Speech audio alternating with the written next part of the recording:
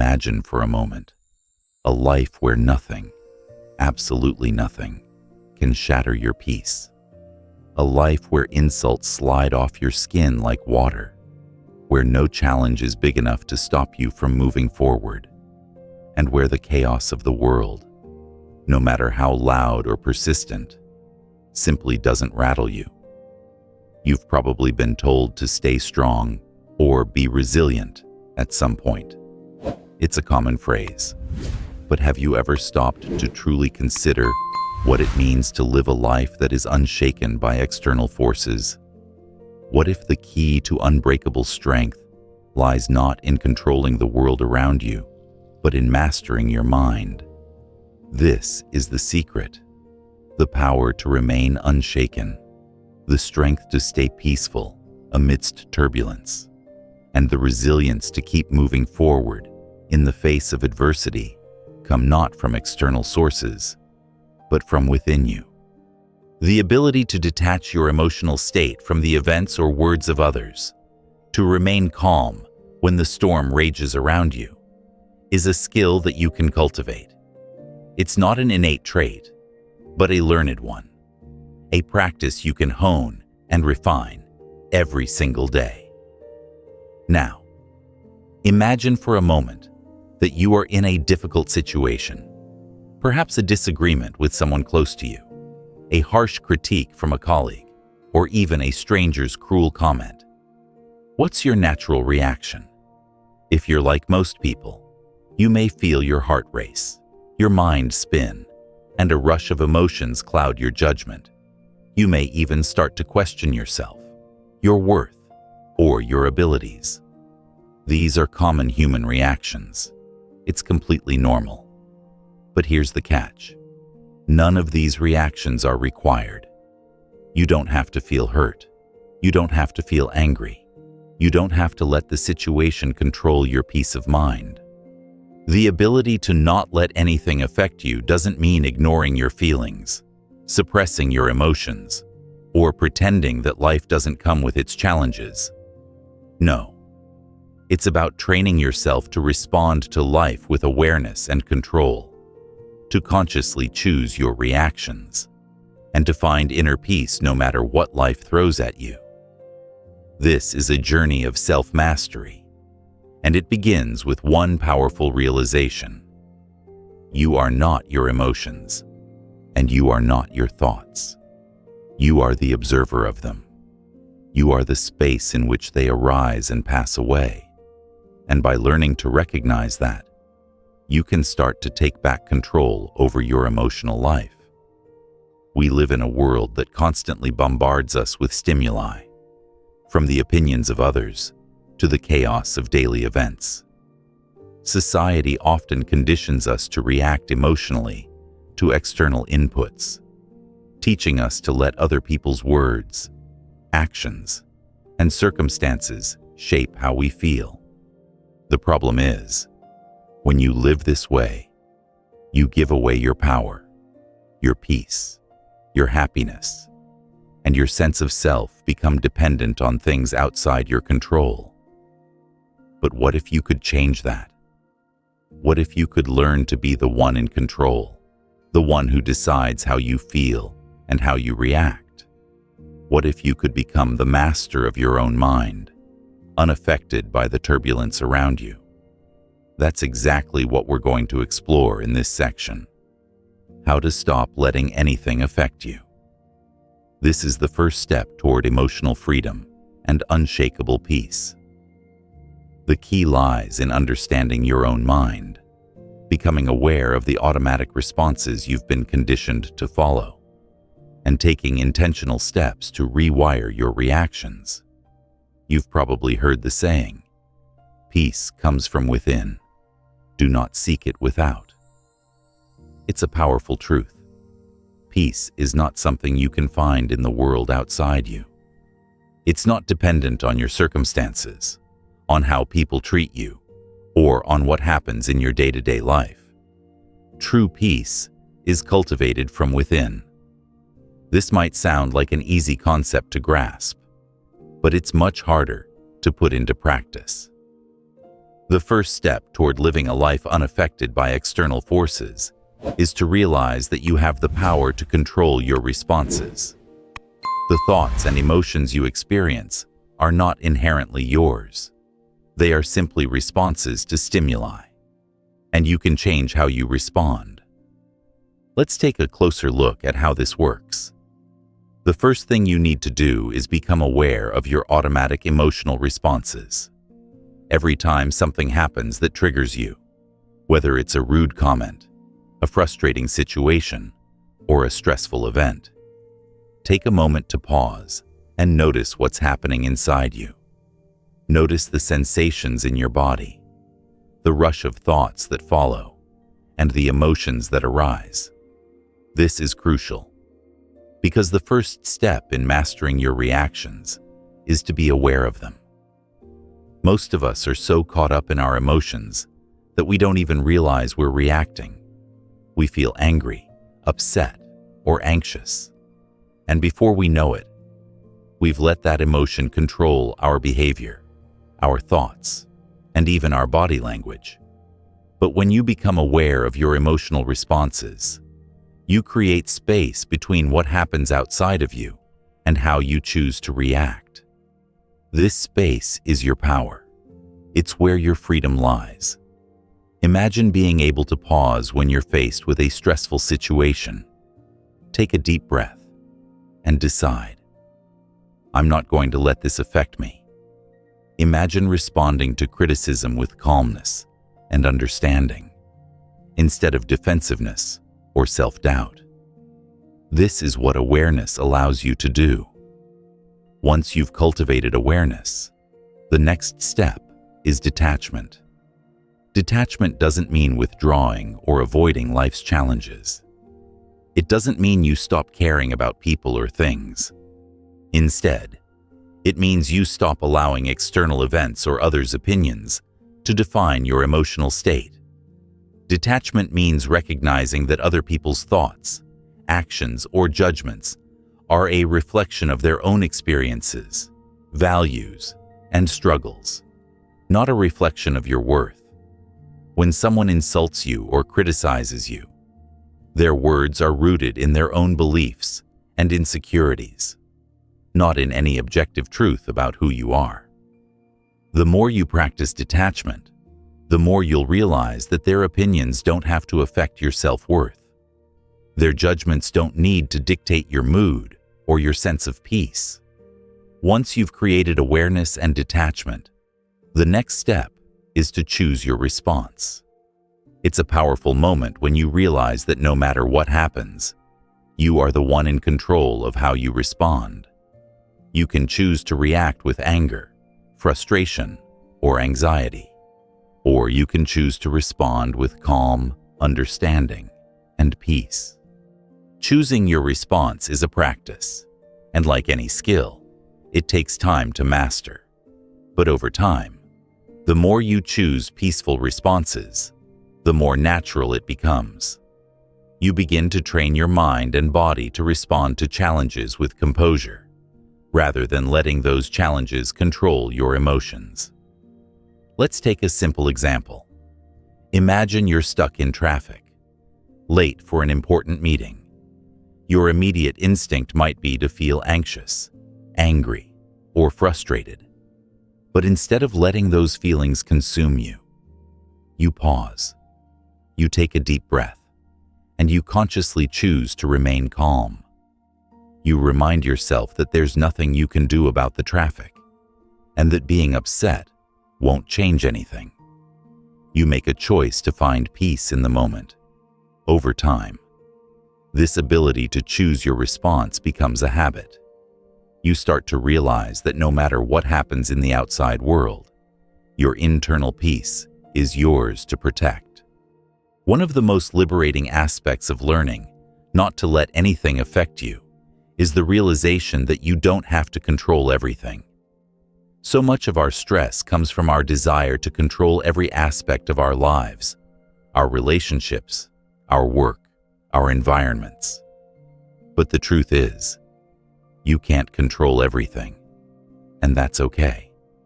Once you accept that you don't need to control everything, you release the pressure you've been putting on yourself. You stop trying to manipulate outcomes, fix other people, or manage every detail of your life.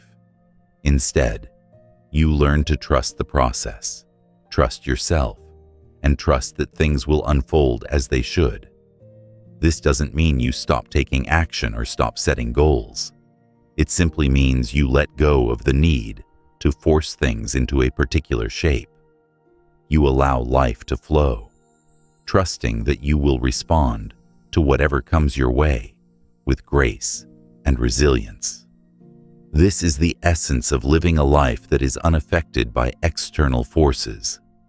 It's about mastering your mind, choosing your responses, and trusting that you are always in control of your emotional state. It's about recognizing that peace is not something you find in the world around you, but something you cultivate from within. And when you truly embrace this, nothing, not a criticism, not a challenge, not even a crisis, can steal your inner peace. By following these steps, awareness, detachment, choosing your response, and letting go of control, you begin to unlock a level of emotional freedom that most people never experience. You create a life where you are not at the mercy of external circumstances, but firmly grounded in your own sense of self and inner calm. So, let this be the beginning of your journey toward unshakable peace.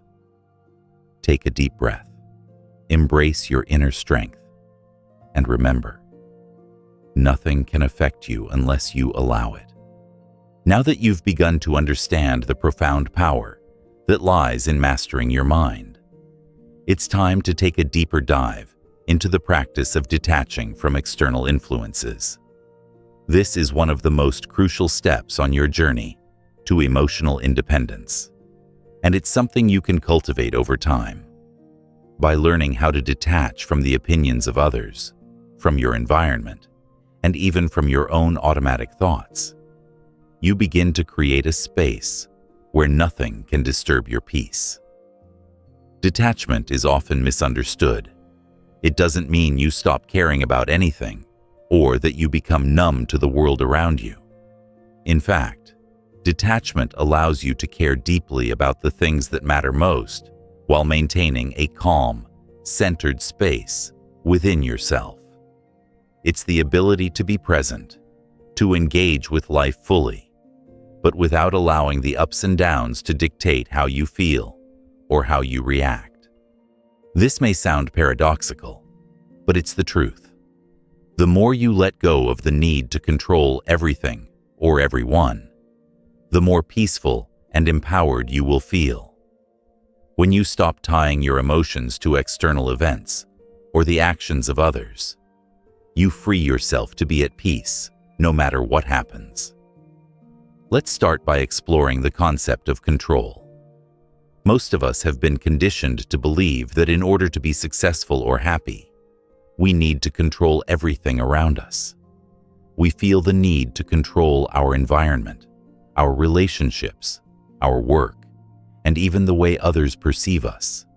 It's a constant cycle of trying to manage every little detail of our lives. And yet, no matter how hard we try, life often feels out of our control. The first step to detachment is recognizing that this constant need for control is, in fact, an illusion. You cannot control everything. You cannot control other people's behavior, nor can you control the outcomes of every situation. Even with the best intentions, things won't always go according to your plans. But here's the good news. You don't need to control everything in order to thrive. You don't need to be in charge of every situation or person to find peace and fulfillment. In fact, by surrendering your need for control, you open the door to a deeper sense of peace, knowing that you are not responsible for everything around you. Think about it for a moment. How often do you find yourself trying to control situations that are completely out of your hands? Maybe you worry about a friend's behavior, or you stress over what others think of you, or you try to force a particular outcome at work. This desire to control everything only creates stress and anxiety because, deep down, you know it's impossible to control it all. When you let go of the need to control, you create space for freedom and flexibility. You allow life to unfold in its own way, without the added pressure of forcing things to go exactly as planned. And when you relinquish that pressure, you create the emotional space to respond with calmness and clarity, no matter what happens.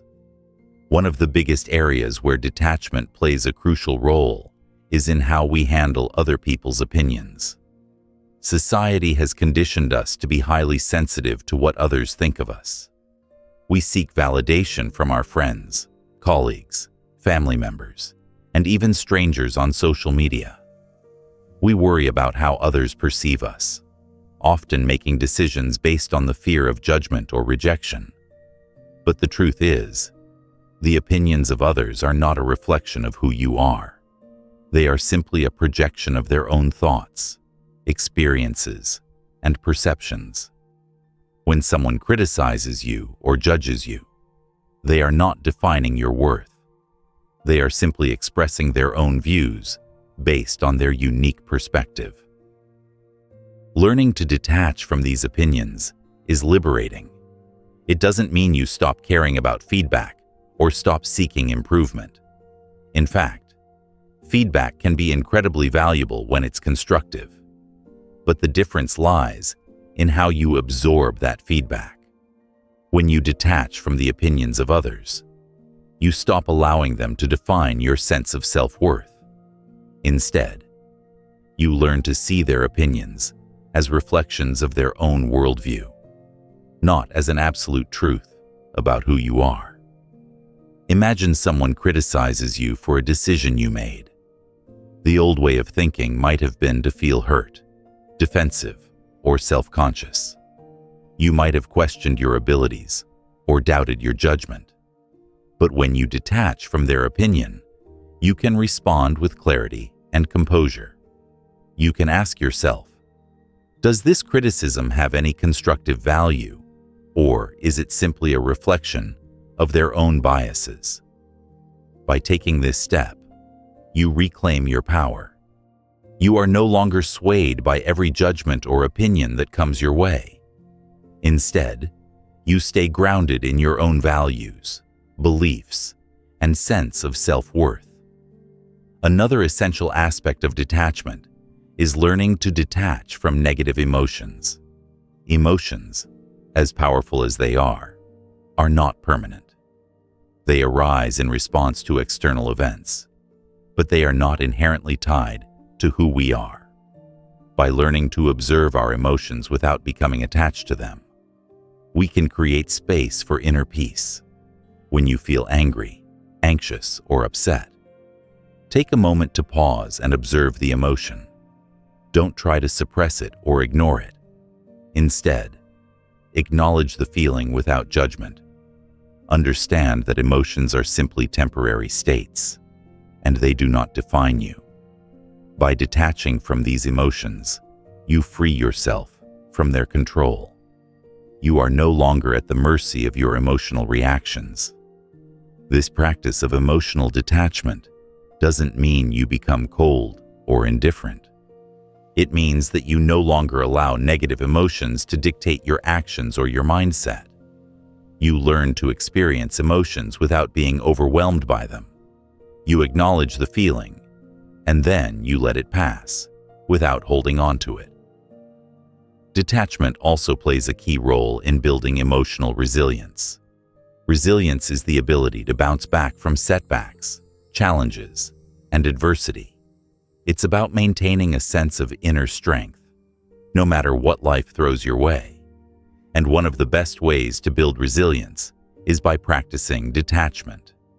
Every time you detach from a negative emotion, from the opinions of others, or from the need to control external circumstances, you strengthen your emotional resilience. You teach yourself that no matter what happens, you are capable of handling it with grace and composure. You become less reactive and more intentional in how you respond to life's challenges. In the face of adversity, resilience allows you to keep moving forward, even when things feel difficult or uncertain. Instead of being overwhelmed by the situation, you take a step back, detach from the emotional intensity of the moment, and respond with clarity and purpose. This emotional resilience is built over time. It's not something that happens overnight, but by consistently practicing detachment in various aspects of your life, you build a solid foundation of inner strength that can withstand whatever comes your way. One of the most profound aspects of detachment is learning to let go of attachment to outcomes. We often tie our happiness and peace to specific results: getting the promotion, receiving recognition, achieving a goal. But when we become attached to these outcomes, we put our emotional well-being in the hands of circumstances beyond our control. Letting go of attachment to outcomes means trusting that whatever happens is for your highest good. It means detaching from the idea that your happiness depends on a particular result, and instead learning to find peace in the journey itself. This doesn't mean you stop striving for your goals or stop caring about the outcomes. It simply means that your sense of fulfillment and happiness no longer depends on whether things go exactly as planned. You learn to embrace whatever comes your way with grace and acceptance, knowing that every experience is a valuable part of your personal growth. Detachment is not about detaching from life, but rather from the things that drain your energy and peace. It's about learning to engage with life fully, without letting external forces control your emotional state. By practicing detachment from the opinions of others, from your emotions, and from the need to control outcomes, you create a life where nothing can affect your peace.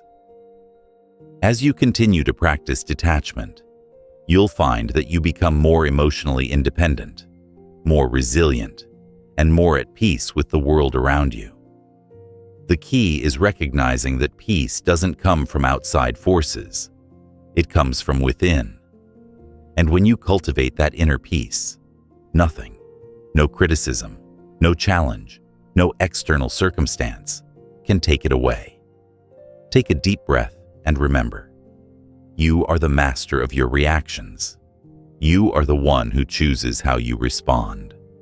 By letting go of attachment and practicing detachment, you begin to create a life where your peace is unshakable, no matter what happens around you.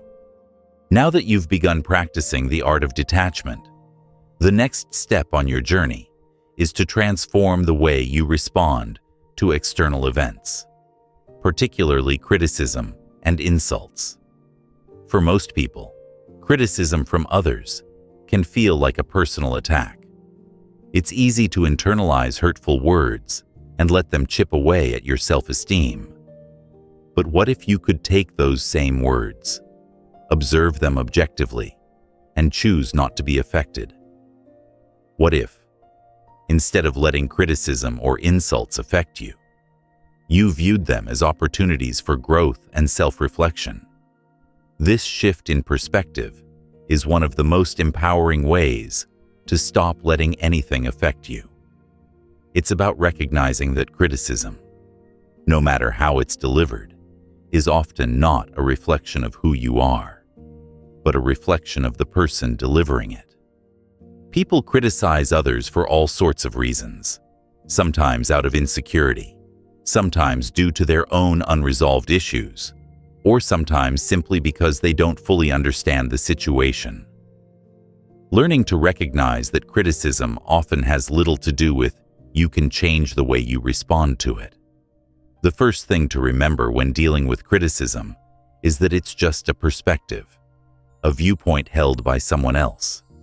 It's not the absolute truth about you. When someone criticizes you, it says more about them than it does about you. Their opinion is shaped by their experiences, their beliefs, and their emotions, just like your opinions are shaped by yours. So, when you're on the receiving end of criticism, ask yourself, is this criticism based on facts, or is it simply an opinion rooted in that person's perception of the situation? This question alone can help you detach from the emotional charge of criticism. You don't have to take their words personally. Instead, you can view their comments as a reflection of their viewpoint, not a reflection of your worth or abilities. For example, let's say a colleague criticizes your work. They may say something like, "This report isn't thorough enough." If you immediately take that as a personal attack, it's easy to feel hurt, defensive, or self-doubtful. However, if you pause and ask yourself whether their criticism is truly about you, or if it's simply a reflection of their own expectations or stress, you begin to shift your perspective. This shift can help you respond calmly, take any constructive feedback to improve, and let go of the negative emotions tied to the situation. Another critical part of detaching from criticism is recognizing when you've allowed someone's words to define you. When someone insults or criticizes you, it's easy to internalize those words and let them become a part of your identity. You might begin to believe that their opinion is the truth, and before you know it, you're defining yourself by their negative judgment. But here's the truth. The only person who gets to define who you are is you. You have the power to choose the labels you place on yourself. If someone calls you lazy or incompetent, you don't have to accept that label as your truth. Instead, pause, reflect, and ask yourself, is this who I really am? If the answer is no, let go of that label. It's not yours to carry. The more you practice this kind of mental detachment, the less power others' opinions will have over you. When you stop attaching negative labels to yourself based on someone else's criticism, you reclaim your inner power and confidence. You realize that your self-worth is not defined by anyone else's words or judgments. Detaching from criticism doesn't mean you shut yourself off from feedback. On the contrary, feedback can be a valuable tool for growth and improvement. The key is learning how to distinguish between criticism that is rooted in negativity and criticism that offers constructive insights. When you detach emotionally from the situation, you are better able to evaluate whether the feedback is something you can use to improve, or whether it's simply an expression of someone else's frustration or unhappiness. To help differentiate between the two, consider the following questions when you receive criticism. Is the criticism specific and focused on a particular action or behavior? Or is it vague and generalized? Does the criticism come with suggestions for improvement? Or does it simply point out faults without offering solutions? Is the criticism delivered in a respectful and constructive manner? Or is it harsh, dismissive, or personal? If the criticism is constructive and aimed at helping you improve, embrace it. Use it as an opportunity to reflect, learn, and grow. However, if the criticism is vague, personal, or intended to hurt you, you can choose to let it roll off your back without internalizing it. For example, if someone criticizes your presentation at work by saying, "That was terrible," it's difficult to learn anything from that statement because it's vague and unhelpful. But if they say, "Your slides were hard to read, and you didn't spend enough time explaining the data," that's constructive feedback that you can use to improve in the future. It's specific, actionable, and focused on the content, not you as a person. Once you've mastered detachment from criticism, the next step is to respond with calmness and composure. Often, when people criticize or insult us, they expect an emotional reaction. They might be hoping to provoke anger, defensiveness, or frustration. But when you respond calmly, you not only protect your inner peace, but you also demonstrate strength and emotional maturity. The ability to remain composed in the face of criticism or insults is a powerful skill. It allows you to stay in control of your emotional state, no matter what is happening around you. When you don't react impulsively, you also give yourself the opportunity to choose your response thoughtfully. If you find yourself in a situation where you've received criticism or insult, take a deep breath and pause before responding. This pause gives you the time to consider your options and avoid reacting in a way that you might later regret. It also helps you to assess whether the criticism is worth addressing or if it's simply an attempt to provoke you. In some situations, a calm, measured response is the best approach. You might say, "Thank you for your feedback," and move on. In other situations, you might choose to address the criticism directly, but in a composed and constructive way. You could say, "I see your point, and I'll take it into consideration." Or, "I understand that you're frustrated, and I'll work on improving that aspect." Whatever your response, always remember that you don't need to defend yourself or prove anything to anyone.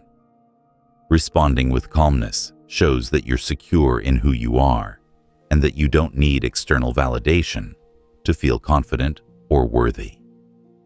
Lastly, it's important to use criticism as an opportunity for self-reflection and growth.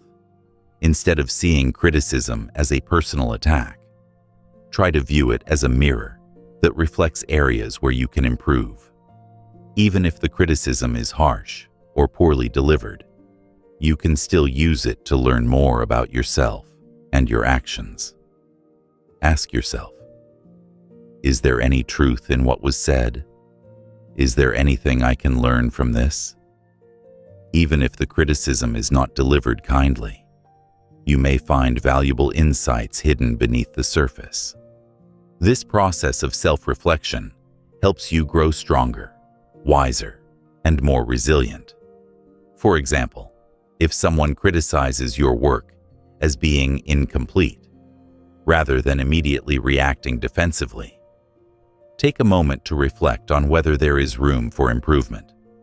Could you have been more thorough? Could you have communicated your ideas more clearly? By viewing criticism through the lens of self-reflection, you turn it into a powerful tool for personal growth. In this section, we've explored how to stop letting criticism and insults affect you. The key is to recognize that others' opinions are not a reflection of your worth, but a reflection of their own experiences and perceptions. By practicing detachment, responding calmly, and using criticism as an opportunity for self-reflection, you can navigate the challenges of life without losing your peace. Criticism will always be a part of life. It's something we all face, whether at work, in relationships, or in our personal endeavors. But by learning how to detach from it and respond with composure, you create an emotional space where you remain unshaken. You become more resilient, more confident, and more capable of handling whatever comes your way. Take a moment to reflect on how you've responded to criticism in the past. Can you see ways in which you've allowed it to affect your peace? And now, consider how you can shift your response in the future. Remember, you are in control of your emotional state. No one else's words or actions have the power to steal your peace unless you allow them. By continuing to practice this art of detachment and self-reflection, you'll find that criticism, rather than causing harm, becomes an opportunity to strengthen your inner peace and resilience. As you continue to refine your ability to detach from criticism and external judgments, there's one more aspect of emotional mastery that will truly set you free: transforming envy into emulation. Envy is a natural emotion, one that nearly all of us experience at some point in our lives. It arises when we see someone else achieve something we desire, whether it's success, recognition, wealth, relationships, or personal qualities that we admire. But what if, instead of allowing envy to make you feel inadequate, frustrated, or resentful, you could use it as a source of inspiration? What if, instead of seeing someone's success as a reflection of your own shortcomings, you viewed it as a roadmap for your own growth? This is the practice of transforming envy into emulation, using someone else's achievements as motivation to elevate yourself, rather than allowing it to diminish your self-worth. This shift in perspective can be life-changing. When you learn to see others' success as a mirror reflecting what's possible for you, envy no longer holds power over you. Instead of draining you, it energizes you. It encourages you to grow, to learn, and to take action. The first step in transforming envy into emulation is reframing the way you view this emotion. Envy often comes with a sense of scarcity. We believe that there's a limited amount of success, recognition, or happiness in the world, and that someone else's achievements somehow diminish our chances of having those things. This mindset can create feelings of resentment, jealousy, or insecurity. But the truth is, success is not a finite resource. There is no limit to what we can achieve. When you experience envy, rather than letting it turn into negativity, ask yourself, what is it about this person's success that I admire? Do you envy their work ethic, their confidence, their skills, their ability to connect with others? Is it their discipline, their creativity, or their resilience in the face of adversity? Identifying the qualities that draw you to them helps you understand what you truly want for yourself. This is where the process of emulation begins. By recognizing what you admire in others, you give yourself clear, actionable goals for personal growth. Instead of seeing their success as something that's out of reach, you see it as a reflection of what's possible for you. You begin to understand that their achievements are not out of your grasp. They are simply examples of what can be accomplished through dedication, consistency, and personal growth. Emulation is not about copying someone else's life or path. It's not about trying to become someone you're not, or living in someone else's shadow. Rather, it's about identifying the qualities, habits, and behaviors that have led to their success and integrating them into your own life in a way that resonates with your authentic self. For example, let's say you admire someone's fitness journey. You're envious of their commitment to health and their physical transformation. Instead of allowing that envy to make you feel down about your own body or progress, take a step back and ask yourself, what specific aspects of their approach can I emulate?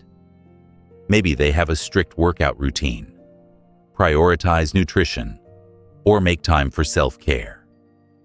Identify the habits that have helped them succeed and think about how you can adapt those strategies to fit your life. You don't have to copy everything they do, but you can incorporate elements of their routine that inspire you. This process can be applied to any area of your life, your career, relationships, creative pursuits, or personal development. When you look at someone's success, think about the skills or qualities you admire and ask yourself, what can I learn from this? How can I use their example to push myself further along my own journey? Emulating others goes beyond simply replicating their success. It's about understanding the journey they've taken and applying the lessons learned from their path to your own. No one achieves success without overcoming obstacles, facing challenges, or making mistakes along the way. Their story is not just about the end result. It's about the resilience, persistence, and learning that led them to where they are now. When you're tempted to envy someone's success, remember that they've likely faced their own struggles, failures, and setbacks. Their triumphs are the result of overcoming those challenges. This understanding can shift your perspective. Instead of feeling discouraged by the gap between where you are and where they are, you can see the obstacles in your own path as essential stepping stones toward your growth. For example, if a colleague has recently been promoted to a higher position and you feel envious of their success, ask yourself, what struggles did they face to get there?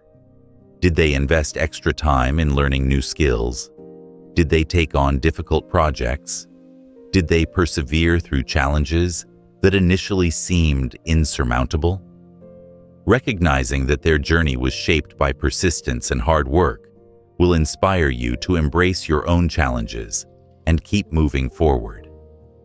This shift in mindset is key. When you start seeing other people's achievements as reflections of their journey, rather than unattainable goals, you can use their experiences as guides for your own growth. Emulating someone's path means learning from their mistakes, understanding their struggles, and applying the lessons they've learned to your own life. The more you embrace emulation over envy, the more you foster a mindset of abundance. In the past, when you felt envious, you likely saw another person's success as something that took away from your own potential. But by shifting your perspective, you recognize that there is no shortage of success, love, or happiness in the world. There is plenty to go around. When you see success as abundant and available to everyone, including you, you're able to celebrate others' achievements without feeling threatened by them. You can feel inspired, not intimidated. You can cheer for others' victories, knowing that their success doesn't diminish your own opportunities. Instead, it shows you what's possible and motivates you to keep working toward your own goals. A mindset of abundance also helps you cultivate gratitude.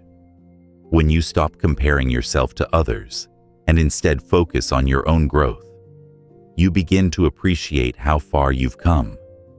You start to see the value in your own journey, your own progress, and the unique path you're walking.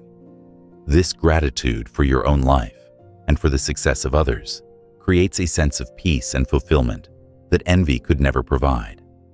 Transforming envy into emulation is a gradual process, and it starts with a few practical steps. 1. Identify your envy. Triggers.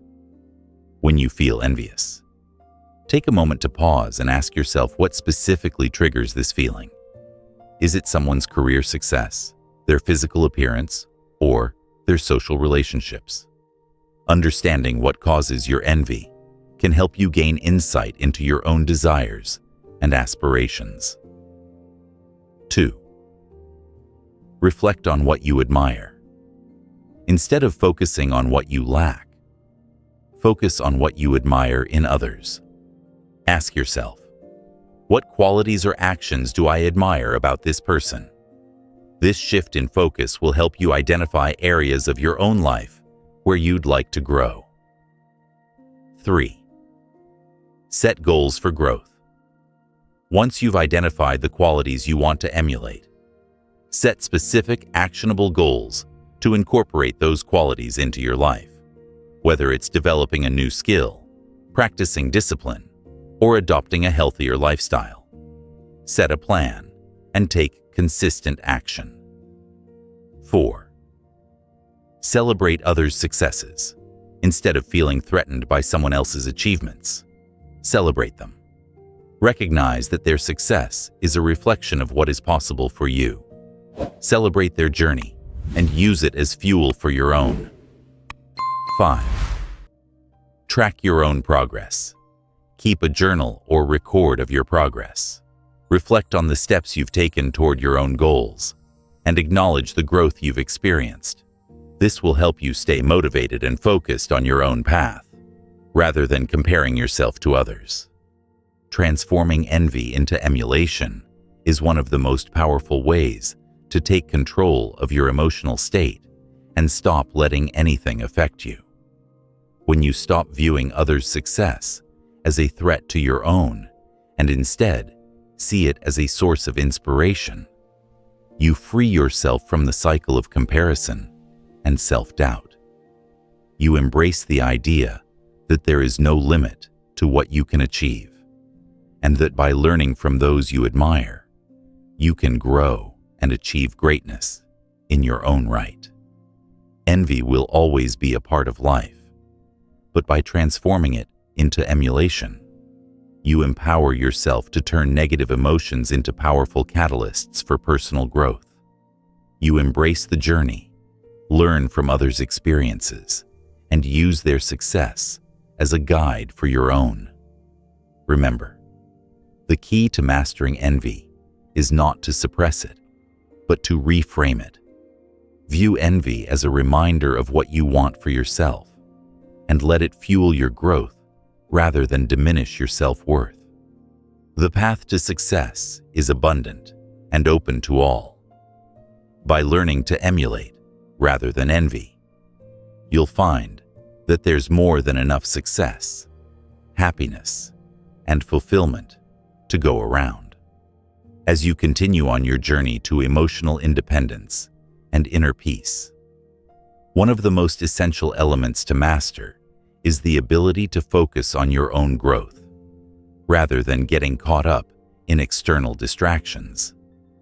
It's easy to become overwhelmed by the noise of the world, the endless distractions, the opinions of others, the constant bombardment of news and social media. Yet, it's this very noise that often pulls us away from our center and disturbs our peace.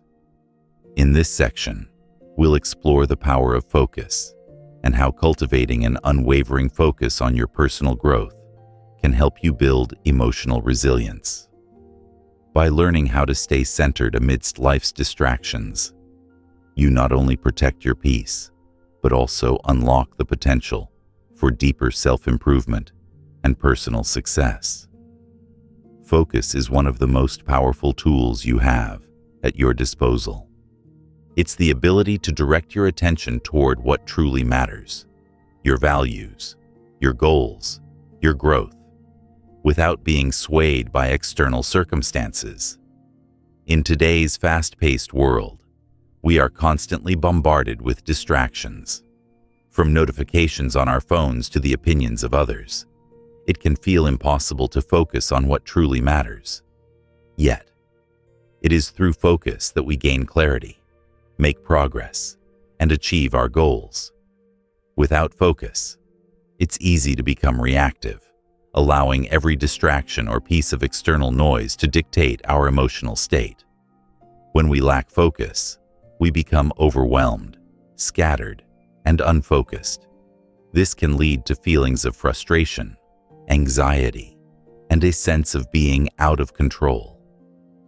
But when we learn to harness the power of focus, we gain control over our reactions and emotions, allowing us to stay grounded no matter what is happening around us.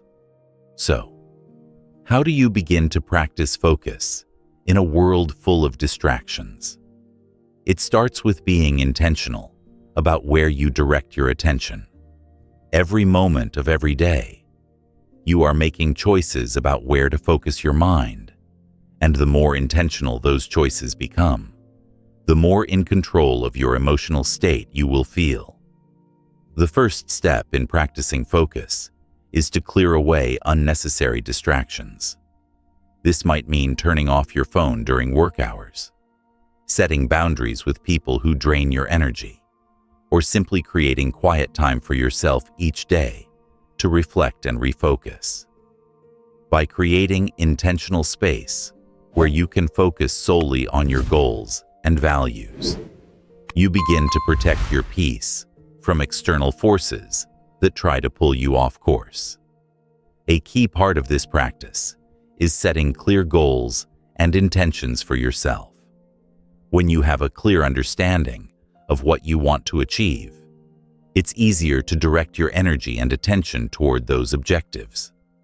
When you are focused on your personal growth, it becomes much harder for external circumstances to knock you off balance. Your sense of self is rooted in your own growth, rather than in how others treat you or what is happening around you. Mindfulness is a powerful tool for strengthening your ability to focus. Mindfulness is the practice of being fully present in the moment, without judgment or distraction. When you are mindful, you are able to observe your thoughts and feelings without being overwhelmed by them. You can see them for what they are, temporary, passing phenomena, and choose not to get caught up in them. Mindfulness allows you to bring your attention back to the present moment, away from the distractions and anxieties that often arise when we think about the past or future. By practicing mindfulness regularly, you strengthen your ability to focus on the task at hand, rather than getting lost in a swirl of worries or emotions. This strengthens your emotional resilience, because you no longer feel at the mercy of your thoughts or circumstances. For example, let's say you're facing a challenging situation at work. Maybe a project isn't going as planned, or a difficult conversation with a colleague is looming. Instead of letting your mind spiral into anxiety or self-doubt, you practice mindfulness. You take a few deep breaths, bring your attention back to the present moment, and focus on the task at hand. You become fully present, rather than letting your mind race to worst-case scenarios or getting caught up in the external drama. By consistently practicing mindfulness, you can train your mind to remain focused on the things that truly matter to you, your goals, your values, your growth, rather than on the distractions that try to pull you away from your center. Self-discipline is another key element in maintaining focus and emotional resilience. Self-discipline is the ability to do what you need to do, even when you don't feel like it. It's about staying committed to your goals, even when it's difficult or uncomfortable. The more you practice self-discipline, the easier it becomes to stay focused on what matters most to you. Whether it's sticking to a healthy habit, dedicating time to personal development, or pushing through a difficult project at work. Self-discipline helps you stay on track and avoid the distractions that can derail your progress. Self-discipline is not about being rigid or punishing yourself. It's about honoring your commitments to yourself and taking consistent, intentional action toward your goals. Over time, this creates a sense of accomplishment and inner strength, reinforcing your ability to stay focused and resilient, no matter what challenges come your way. A powerful practice for building self-discipline is to start small. Begin by setting one small goal for yourself each day, whether it's taking 5 minutes of quiet time in the morning, completing a task at work, or sticking to a healthy meal plan. By consistently following through on these small commitments, you strengthen your ability to stay focused and disciplined in all areas of your life. One of the greatest tests of emotional resilience is how you stay focused amidst life's chaos. When life throws you curveballs, whether it's a personal crisis, work stress, or unexpected setbacks, it's easy to lose focus and get caught up in the storm. But the ability to stay focused during these times is a true sign of strength. The key to staying focused amidst chaos is to maintain a strong sense of your own purpose and values. When you are clear on what matters most to you, it's easier to stay grounded during turbulent times. Instead of being swept up by the chaos around you, you remain centered in your own intentions. You remind yourself that challenges are a part of life and that they don't have to derail your progress. For example, imagine you're going through a difficult time in your personal life. Perhaps a relationship is ending, or you're facing a health issue. Instead of allowing this situation to consume your thoughts and emotions, you choose to stay focused on your personal growth. You maintain your daily habits, continue working toward your goals, and stay connected to your inner peace. You don't allow the external chaos to affect your emotional state because you are rooted in your own purpose and values. Focus and resilience go hand in hand. The more you learn to focus on what truly matters to you, the more resilient you become in the face of challenges. Resilience is the ability to bounce back from adversity, and focus is the foundation that supports it. When you stay focused on your personal growth, even in the face of difficulty, you build mental and emotional strength. You learn that challenges are not obstacles to your progress, but opportunities for growth. Focus allows you to take steady, purposeful action, no matter what's happening around you. The more you practice staying focused, the more resilient you become. You begin to see setbacks not as failures, but as necessary parts of the learning process. You realize that the only thing that can truly stop you is if you lose focus on your goals. As long as you keep your attention on your growth, there is nothing that can derail your progress. Focus is a powerful tool for emotional resilience.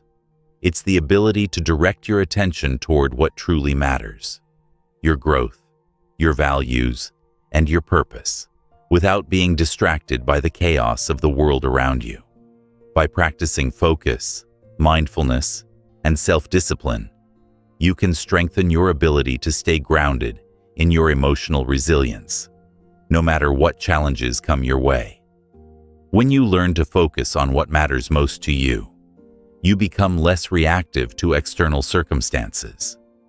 You stop allowing distractions to pull you off course, and instead, you create a life where you are in control of your emotional state. This is the foundation of emotional independence and peace.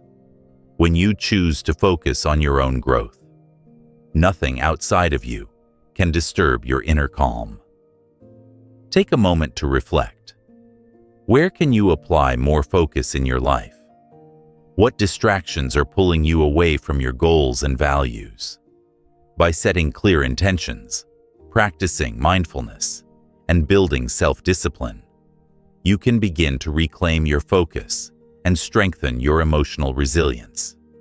Remember, focus is not just about achieving goals. It's about creating a life that is grounded in your values, purpose, and emotional independence. When you make focus a priority, everything else falls into place. Building on the foundation of focus and resilience. The next step in mastering the art of emotional independence is understanding the transformative power of acceptance. Acceptance isn't simply a passive act of resignation. It's an active and empowering choice to embrace life as it is, without resistance or judgment. When you cultivate acceptance, you stop fighting against the flow of life, and instead, you begin to navigate through it with ease, grace, and peace. Life is full of unpredictable events, some expected, others completely out of the blue. People will disappoint you, plans will fall through, and the world will continue to change in ways you cannot control. While it's natural to want to resist these things, or to wish that life were different, the truth is, this resistance only causes more suffering. By learning to accept things as they are, You allow yourself to find peace, no matter the circumstances. At its core, acceptance is about acknowledging reality as it is, without trying to control or change it. It doesn't mean giving up or becoming indifferent to the things you care about. Acceptance is about letting go of the need to fight against the natural flow of life. It's about recognizing that there are things you cannot change and choosing to focus on what you can control. Your response. For example, imagine you've just received some disappointing news. Perhaps you didn't get the job you applied for, or a project you were working on didn't go as planned. Your initial reaction might be frustration, sadness, or even anger. These emotions are natural.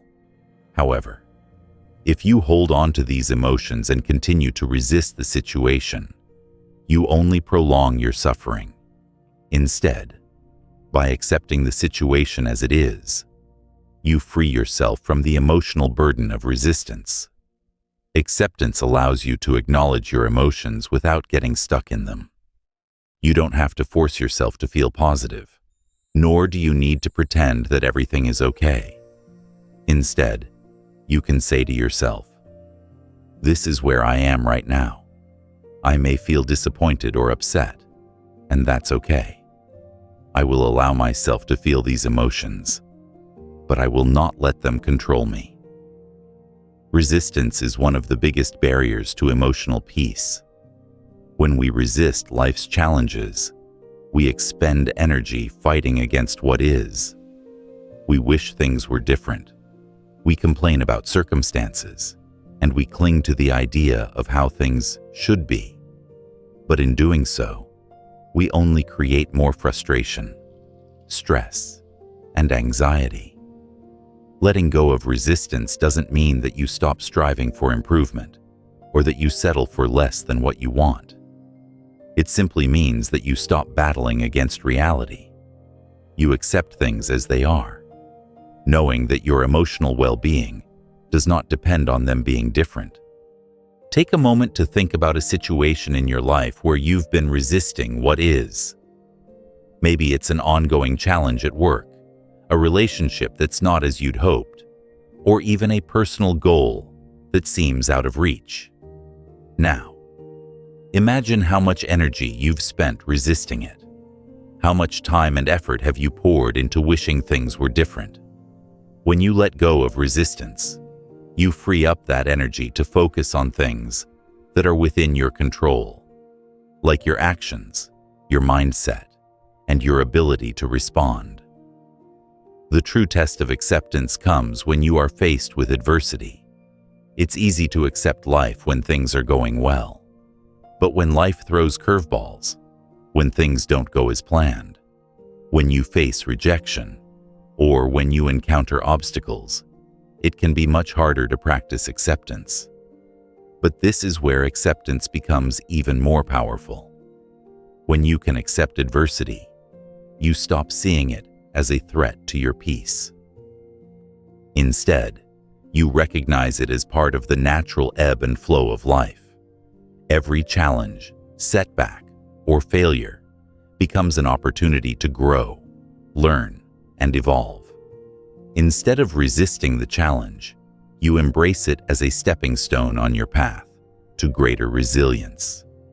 For example, if you're going through a difficult time in a relationship, instead of resisting the situation or wishing it were different, acceptance allows you to see it for what it is. You can acknowledge the difficulties, feel the emotions that come with them, and then choose to move forward. You stop fighting against what is, and you begin to work with what you have, finding ways to navigate through the difficulty with patience, understanding, and clarity. Acceptance doesn't mean that you have to passively endure life's hardships. Rather, it means that you accept the reality of the situation and then decide how you want to respond. You choose not to be consumed by frustration or fear, but instead, you decide to approach the challenge with a calm, clear, and open mindset. One of the most profound benefits of acceptance is the freedom it brings. When you stop resisting life's circumstances, you free yourself from the emotional burden of trying to control everything. You stop being a prisoner to your expectations, your attachments, and your desire for things to be different. You open yourself to the present moment, knowing that everything that happens is an opportunity for growth. Acceptance allows you to find peace, no matter what is going on around you, whether things are going according to plan or completely falling apart. Acceptance helps you maintain a sense of calm and composure. You no longer rely on external circumstances to dictate your emotional state. Instead, you cultivate an inner peace that is independent of what happens outside of you. This doesn't mean that life will always be easy or that challenges will suddenly disappear. It simply means that you are no longer controlled by them. You are able to navigate life's ups and downs with a steady sense of inner peace and resilience. Acceptance also plays a crucial role in how we interact with others. So often, we try to change or fix other people, especially when their behavior doesn't align with our expectations. We resist their actions, judge them, and become frustrated when they don't meet our standards. But the truth is, the only person you can control is yourself. When you practice acceptance in your relationships, you stop trying to change others. Instead, you accept them for who they are, flaws and all. This doesn't mean that you tolerate harmful behavior, but it does mean that you accept people as they are in the present moment, without trying to impose your expectations on them. Acceptance in relationships fosters compassion and understanding. It allows you to let go of the need to control others, and instead, you focus on your own growth and your ability to respond with patience and understanding. You learn to appreciate others for who they are, rather than for what you want them to be. Acceptance is not only about accepting others, it's also about accepting yourself. Many of us struggle with self-judgment, constantly criticizing ourselves for our perceived flaws, mistakes, or shortcomings. But when we practice self-acceptance, we release the need for self-criticism. We embrace ourselves fully, knowing that we are not perfect, but that we are enough just as we are. Self-acceptance is the foundation of self-love. When you accept yourself, you stop striving for perfection, and instead, you learn to appreciate who you are in the present moment. You let go of the need to be someone else, and you embrace your unique qualities, strengths, and even your imperfections. Self-acceptance gives you the freedom to be authentic and true to yourself, without fear of judgment or rejection. Practicing acceptance requires intentionality and mindfulness. Here are a few steps you can take to incorporate acceptance into your life. 1. Acknowledge what is. Begin by recognizing and accepting your current situation, whether it's a challenge, a disappointment, or a setback. Allow yourself to feel the emotions that come with it, but don't get stuck in them. 2. Let go of resistance. Notice when you're resisting life's circumstances, when you're wishing things were different or fighting against reality. Let go of the need to control or change the situation. Instead, focus on how you can respond with grace and clarity. 3. Embrace the present moment. Practice mindfulness by focusing on the present moment, instead of worrying about the past or the future. Bring your attention back to what is happening right now. Accept it as it is, and trust that you can handle whatever comes your way.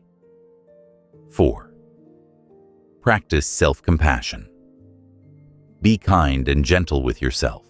Accept your own flaws, mistakes, and imperfections. Understand that you are human and that it's okay to not have everything figured out. Treat yourself with the same compassion you would offer to a close friend. Acceptance is one of the most powerful practices you can adopt on your journey to emotional independence and inner peace. By accepting life as it is, you free yourself from the emotional burden of resistance.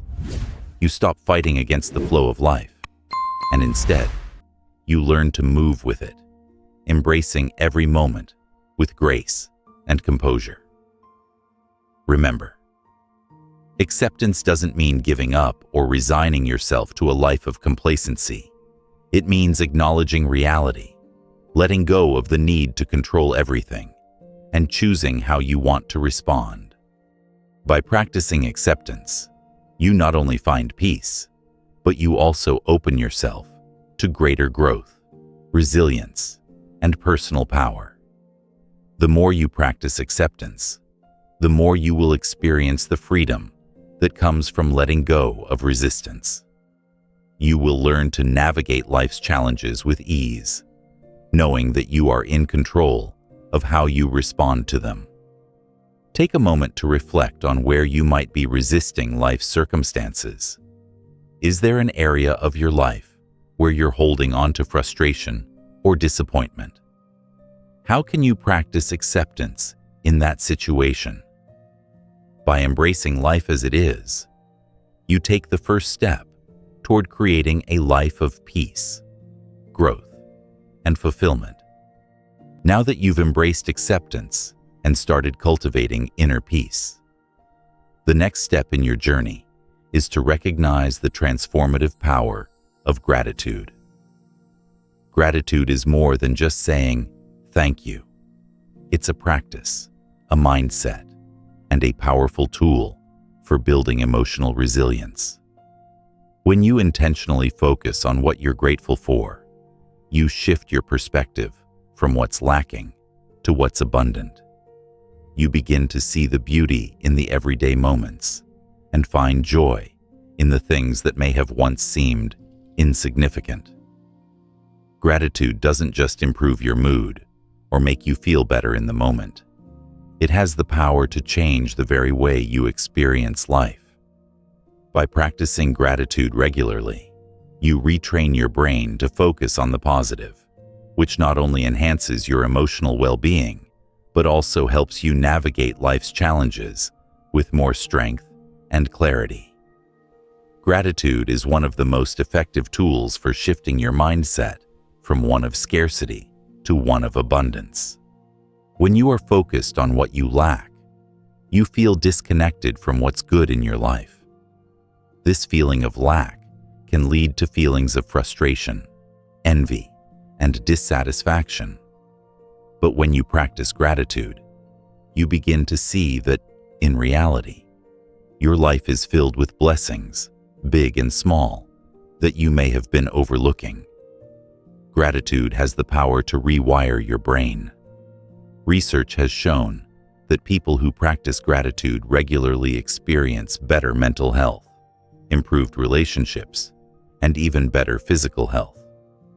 When you focus on the things you are thankful for, your brain releases chemicals like dopamine and serotonin, which are linked to feelings of happiness and well-being. Over time, this positive focus strengthens your ability to handle adversity, increases your emotional resilience, and enhances your ability to see the world in a more positive light. The foundation of gratitude is learning to focus on what you have, rather than what you don't. Our society is often driven by the desire for more success, more possessions, more recognition. But this constant striving for more can leave you feeling empty, even when you achieve your goals. When you focus on what you already have, you begin to recognize how rich your life already is. You might be thinking, what about the things I don't have, or the challenges I'm facing? It's natural to focus on what's missing, especially when we encounter setbacks or difficulties. However, the key is to strike a balance. It's not about ignoring your challenges, but rather about allowing yourself to appreciate what is going well, even in the midst of adversity. Gratitude shifts your perspective by helping you focus on the good that exists in your life, no matter how small.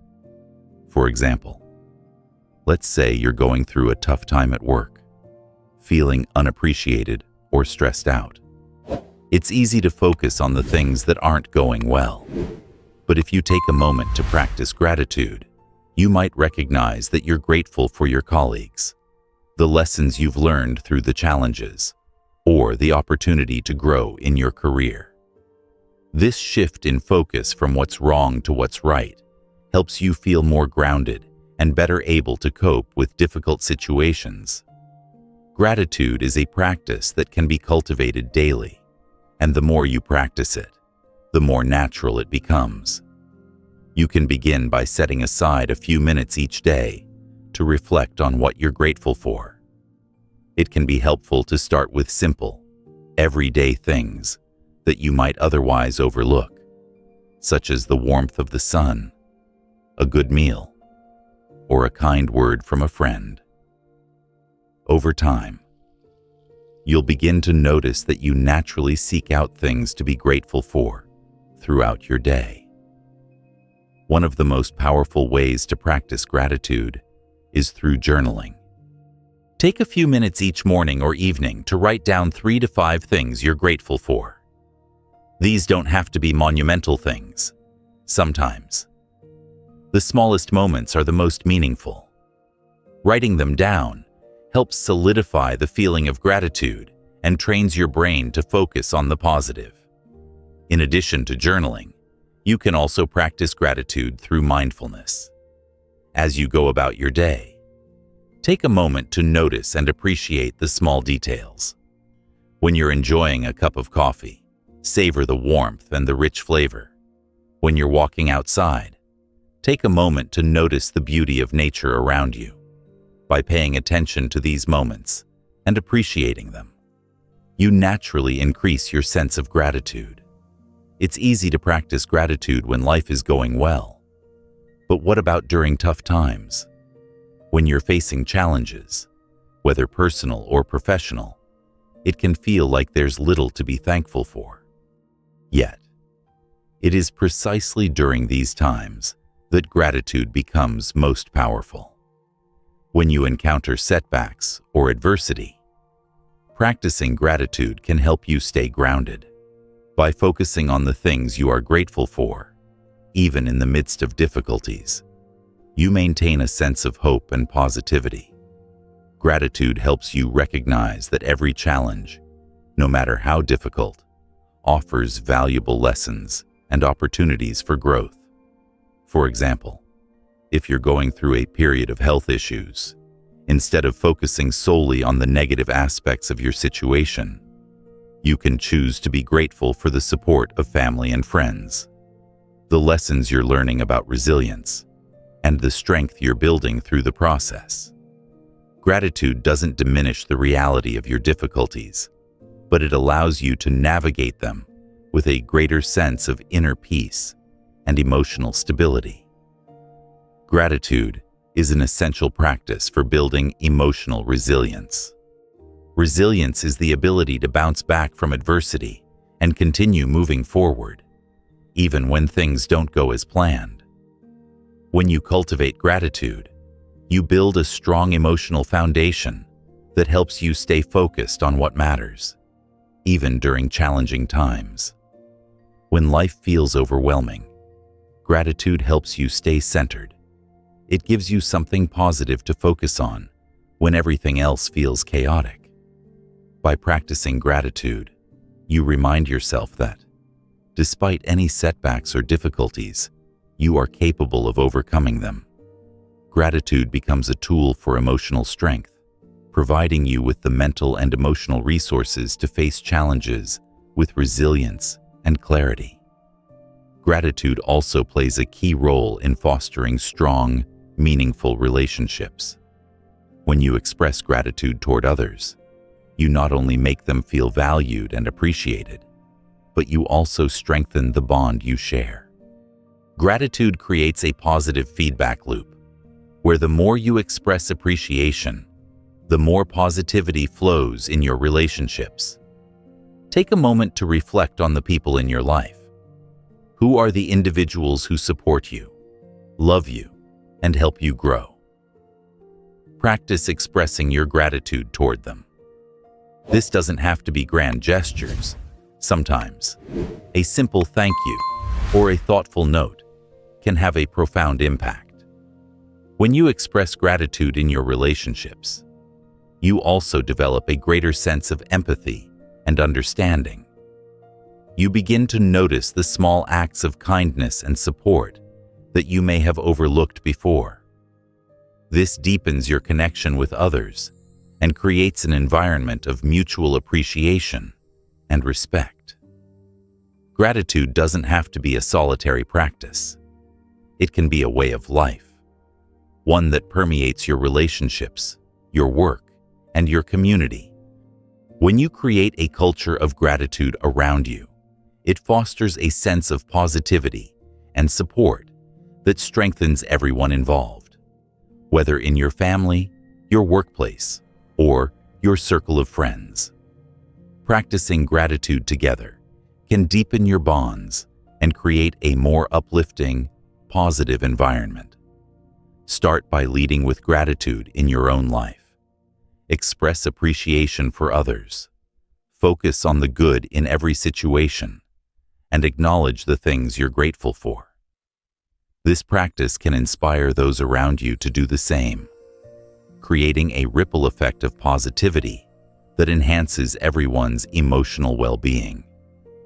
Gratitude is a transformative practice that allows you to shift your focus from scarcity to abundance. When you practice gratitude, you rewire your brain to focus on the positive, enhancing your emotional resilience and your ability to navigate life's challenges with grace and peace. Whether you're practicing gratitude through journaling, mindfulness, or simply taking time each day to reflect on what you're thankful for, the more you integrate it into your life, the more natural it will become. Gratitude is not only a tool for finding joy in the present moment, it's also a powerful resource for building emotional strength, fostering deeper relationships, and maintaining a sense of peace, even in the face of adversity. So, take a moment now to reflect on your own life. What are you grateful for? What small moments, people, or experiences bring you joy and peace? By recognizing and appreciating these blessings, you create a life that is grounded in gratitude, resilience, and inner strength. As we continue our journey toward emotional independence and resilience, the next essential concept to explore is the profound power of living according to your values. Living authentically, aligned with your core beliefs, is one of the most powerful ways to create lasting inner peace and avoid being swayed by the chaos of external circumstances. When you understand what truly matters to you, when you live according to your values, you create an unshakable foundation of self-assurance and peace. It is incredibly easy to get lost in the noise of the world. We are constantly bombarded with external pressures, expectations from society, from family, from friends, and even from ourselves. These influences can pull us in different directions, causing confusion and a sense of disconnect. But when you learn to identify and live by your core values, you not only become more resilient, but you also find that nothing can truly shake you, because you are deeply rooted in your own truth. The first step in living according to your values is understanding what they are.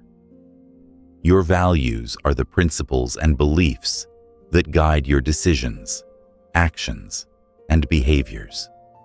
They are what you stand for and what you believe to be important in life.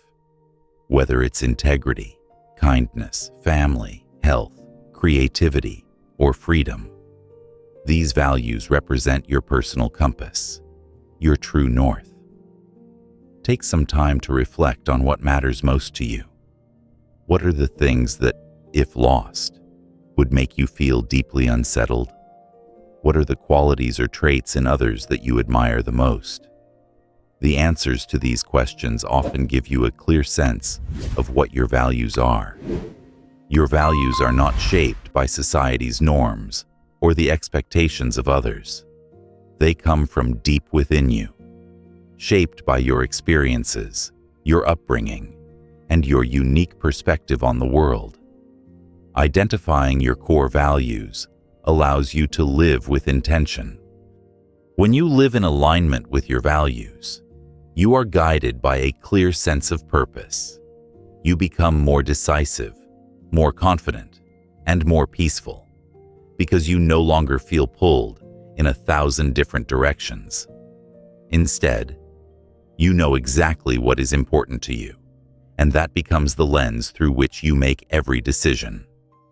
Once you've identified your values, the next step is to live in integrity with them. Integrity means being true to yourself, living authentically, and consistently acting in alignment with your values, even when it's difficult. It means making choices that are congruent with your beliefs, whether or not they are popular or easy. Living with integrity requires a deep level of self-awareness and courage. It's easy to go along with the crowd or to make choices that are convenient in the short term. But when those choices are not aligned with your values, they can create inner conflict and dissatisfaction. The true power of living according to your values comes from the willingness to make tough decisions when necessary, to say no when something doesn't align with your truth, and to honor yourself above external pressures. For example, if one of your core values is honesty, then living with integrity means being truthful, even when it's uncomfortable or inconvenient. You don't compromise your values for the sake of convenience or to gain approval from others. You choose to stand firm in your truth, knowing that living authentically is the only way to build a life that is truly fulfilling. Living in alignment with your values creates emotional stability. When you make decisions that are in harmony with your beliefs, you avoid the inner turmoil that arises from compromising your truth. You build a solid foundation of self-respect, knowing that your actions are in line with your authentic self. Living according to your values brings a sense of peace that cannot be found through external achievements or validations. The external world is always changing. Circumstances, people, events, and expectations are constantly in flux. However, when you live by your values, you remain grounded in something that is constant and unchanging. Your values become your anchor in the storm, helping you to stay steady even when everything around you feels uncertain. Living according to your values also creates a sense of fulfillment and meaning. When you make decisions based on your core values, you are more likely to feel a deep sense of purpose in your life. Every action, every choice becomes a reflection of who you truly are, and this brings a deep sense of satisfaction and alignment. You stop seeking validation from external sources because you are already living in accordance with your own truth.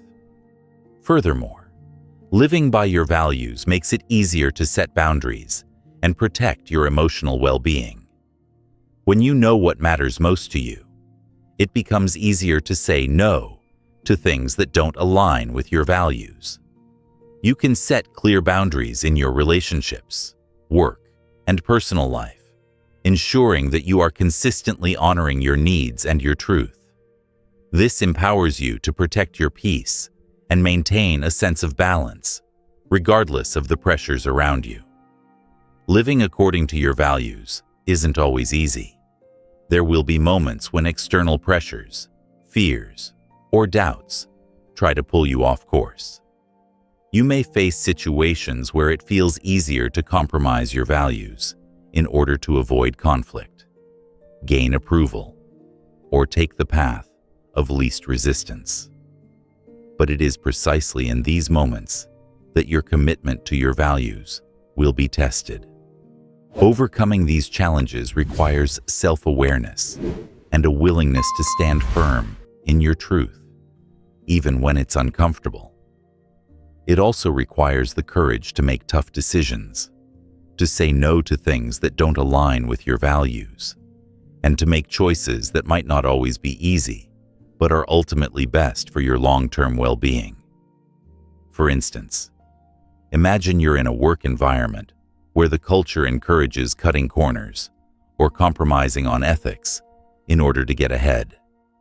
If one of your core values is integrity, you may find yourself in a situation where you have to choose between going along with the crowd or standing firm in your commitment to honesty and fairness.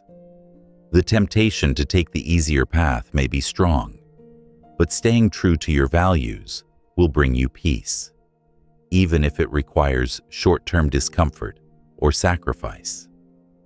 This is where the strength of living by your values truly shines. It's about having the courage to make decisions that align with your truth, regardless of external consequences. It's about trusting that your long-term happiness and peace will come from staying true to who you are, not from following the crowd or seeking external validation. A key aspect of living according to your values is practicing self-compassion. Self-compassion is the ability to treat yourself with kindness, understanding, and patience, especially when you make mistakes or fall short of your ideals. When you live by your values, there will be moments when you don't get it right.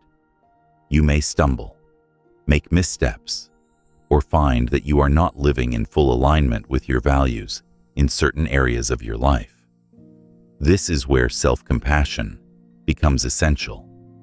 Instead of berating yourself or falling into self-criticism, practice self-compassion. Understand that you are human and that living authentically is a continual process of growth and learning. Embrace the idea that each moment is an opportunity to realign with your values and to choose a path that is more in harmony with your authentic self.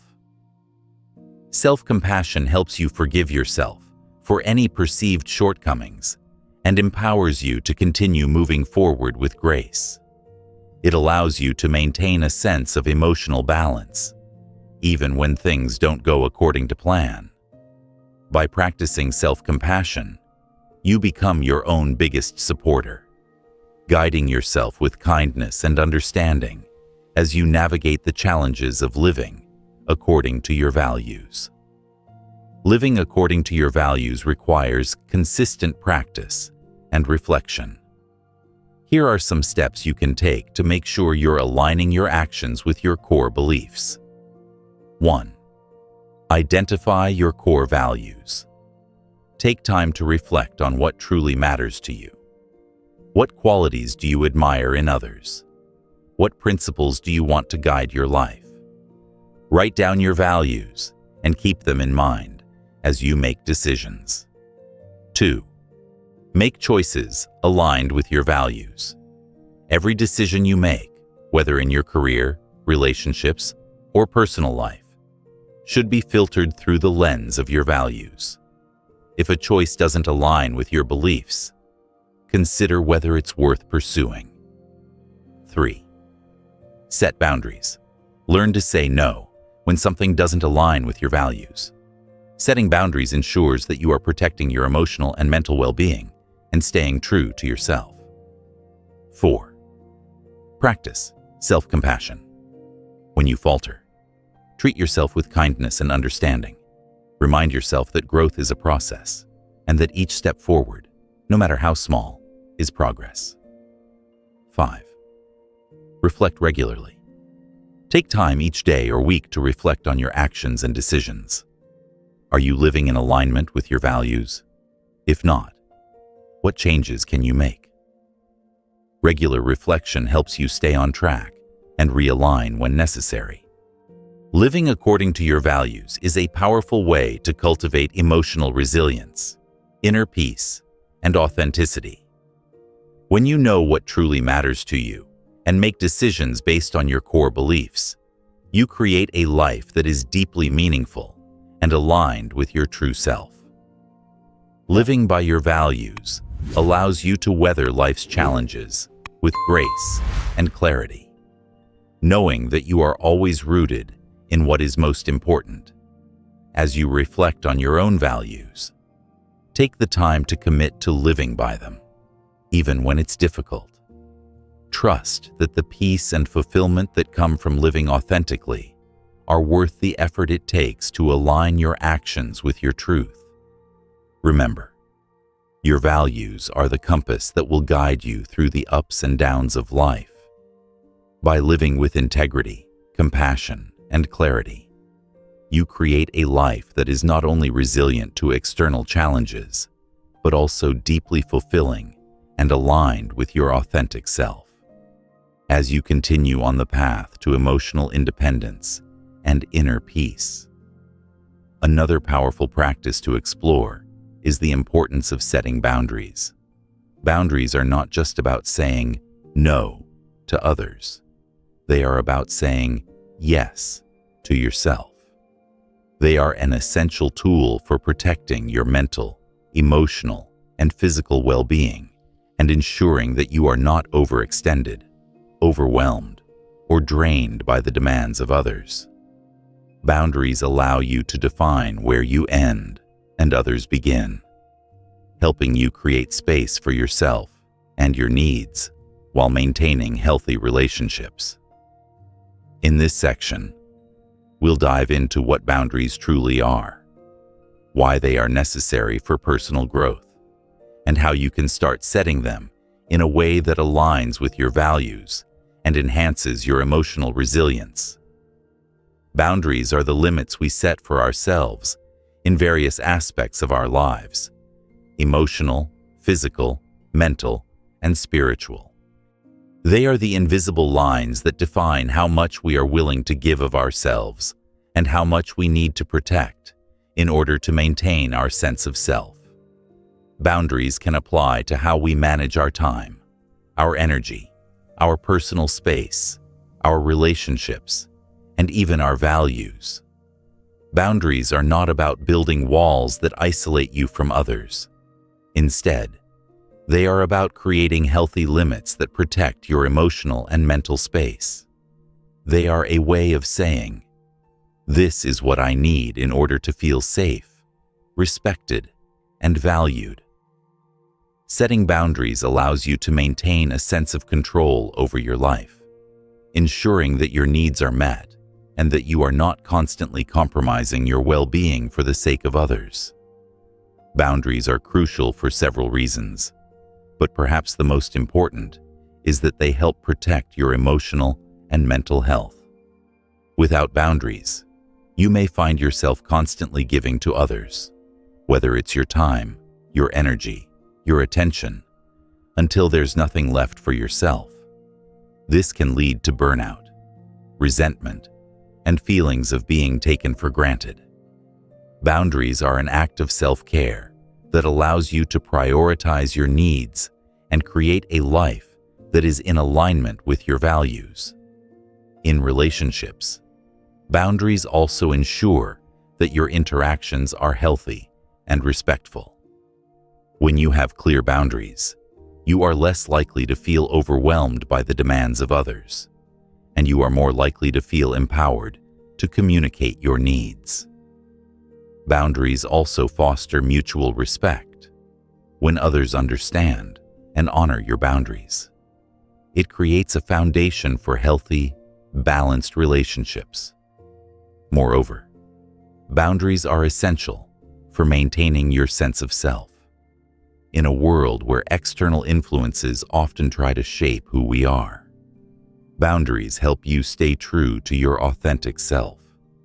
They allow you to protect your values, your beliefs, and your emotional space, ensuring that you are not constantly swayed by outside pressures or the opinions of others. There are several different types of boundaries that you can set in various areas of your life.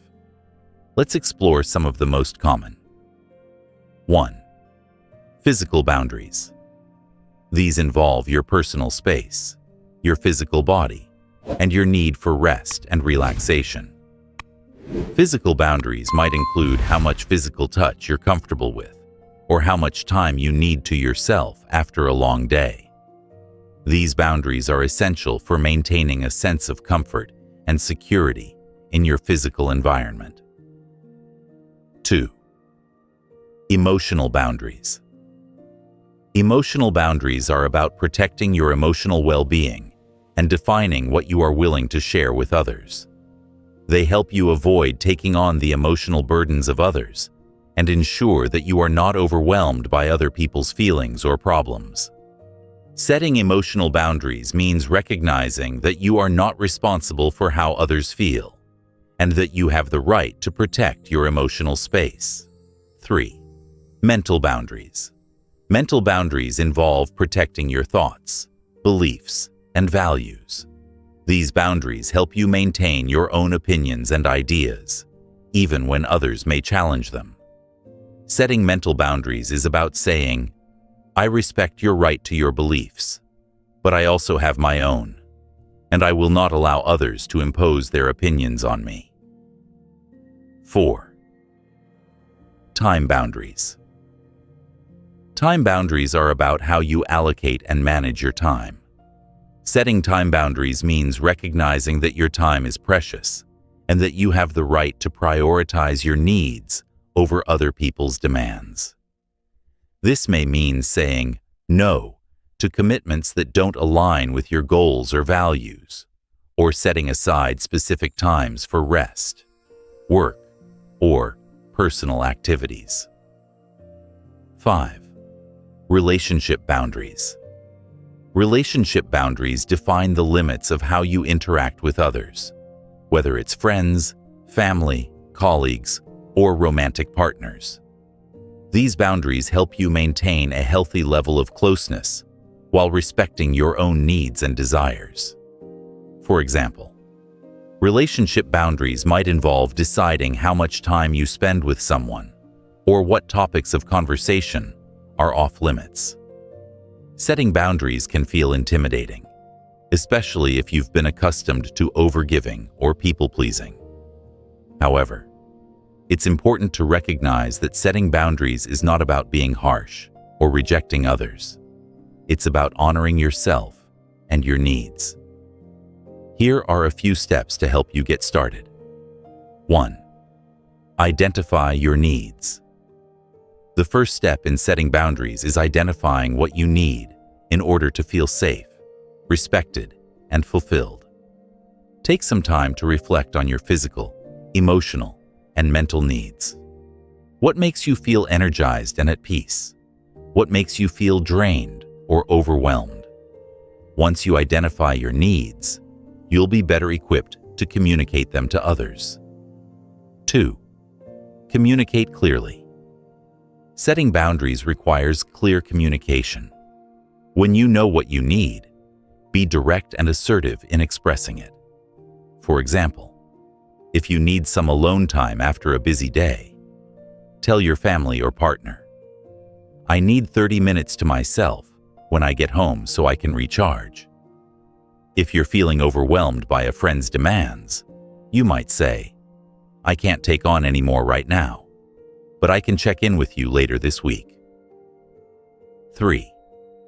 Be consistent. Boundaries are most effective when they are consistently enforced. Once you communicate a boundary, it's important to follow through and ensure that it is respected. This might mean saying no when someone asks for your time, or politely reminding someone when they overstep your limits. Being consistent shows others that you value your boundaries and that they should. 2. 4. Learn to say no. One of the most important skills in setting boundaries is learning how to say no. Saying no is not selfish. It is an essential part of protecting your emotional and mental well-being. Remember, every time you say yes to something that doesn't align with your needs, you are saying no to yourself. Practice saying no in situations that don't honor your boundaries. You don't have to explain yourself or feel guilty. You have the right to prioritize your own well-being.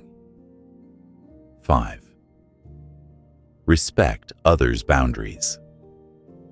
Setting boundaries is a two-way street. Just as it's important to communicate and honor your own boundaries, it's equally important to respect the boundaries of others. This mutual respect creates a healthier, more balanced relationship dynamic and fosters trust and understanding. A common challenge when setting boundaries is the fear of guilt or rejection. Many people struggle with the idea of saying no because they worry about disappointing others or feeling selfish. However, it's important to understand that setting boundaries is a healthy and necessary act of self-care.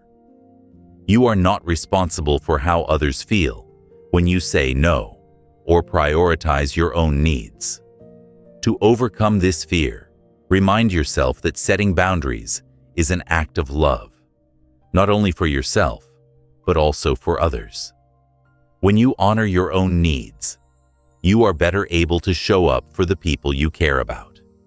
You are not rejecting others.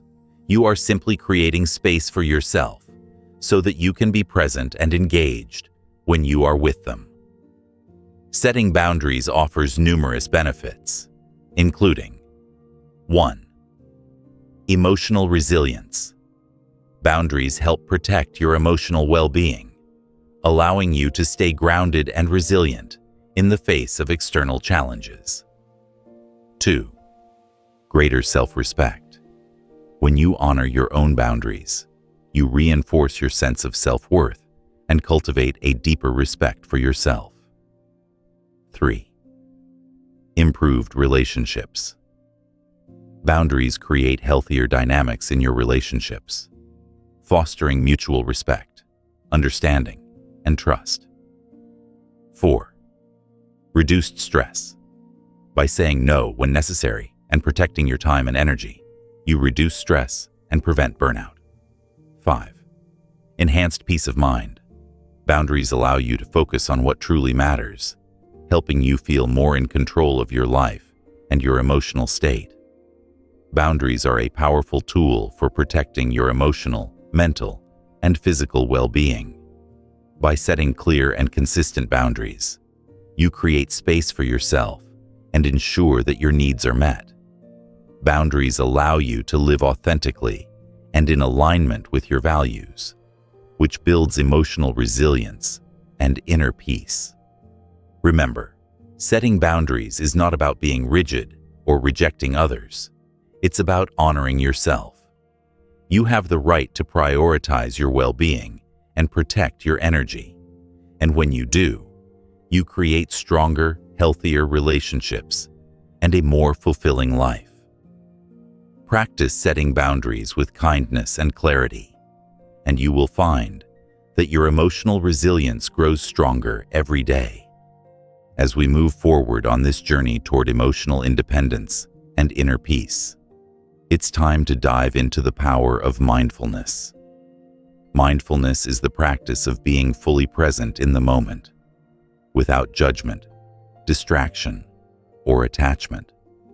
It's about cultivating awareness of your thoughts, emotions, and sensations as they arise, and choosing how to respond with clarity and intentionality. Through mindfulness, you develop a deeper connection to yourself and the world around you, which ultimately strengthens your emotional resilience and well-being.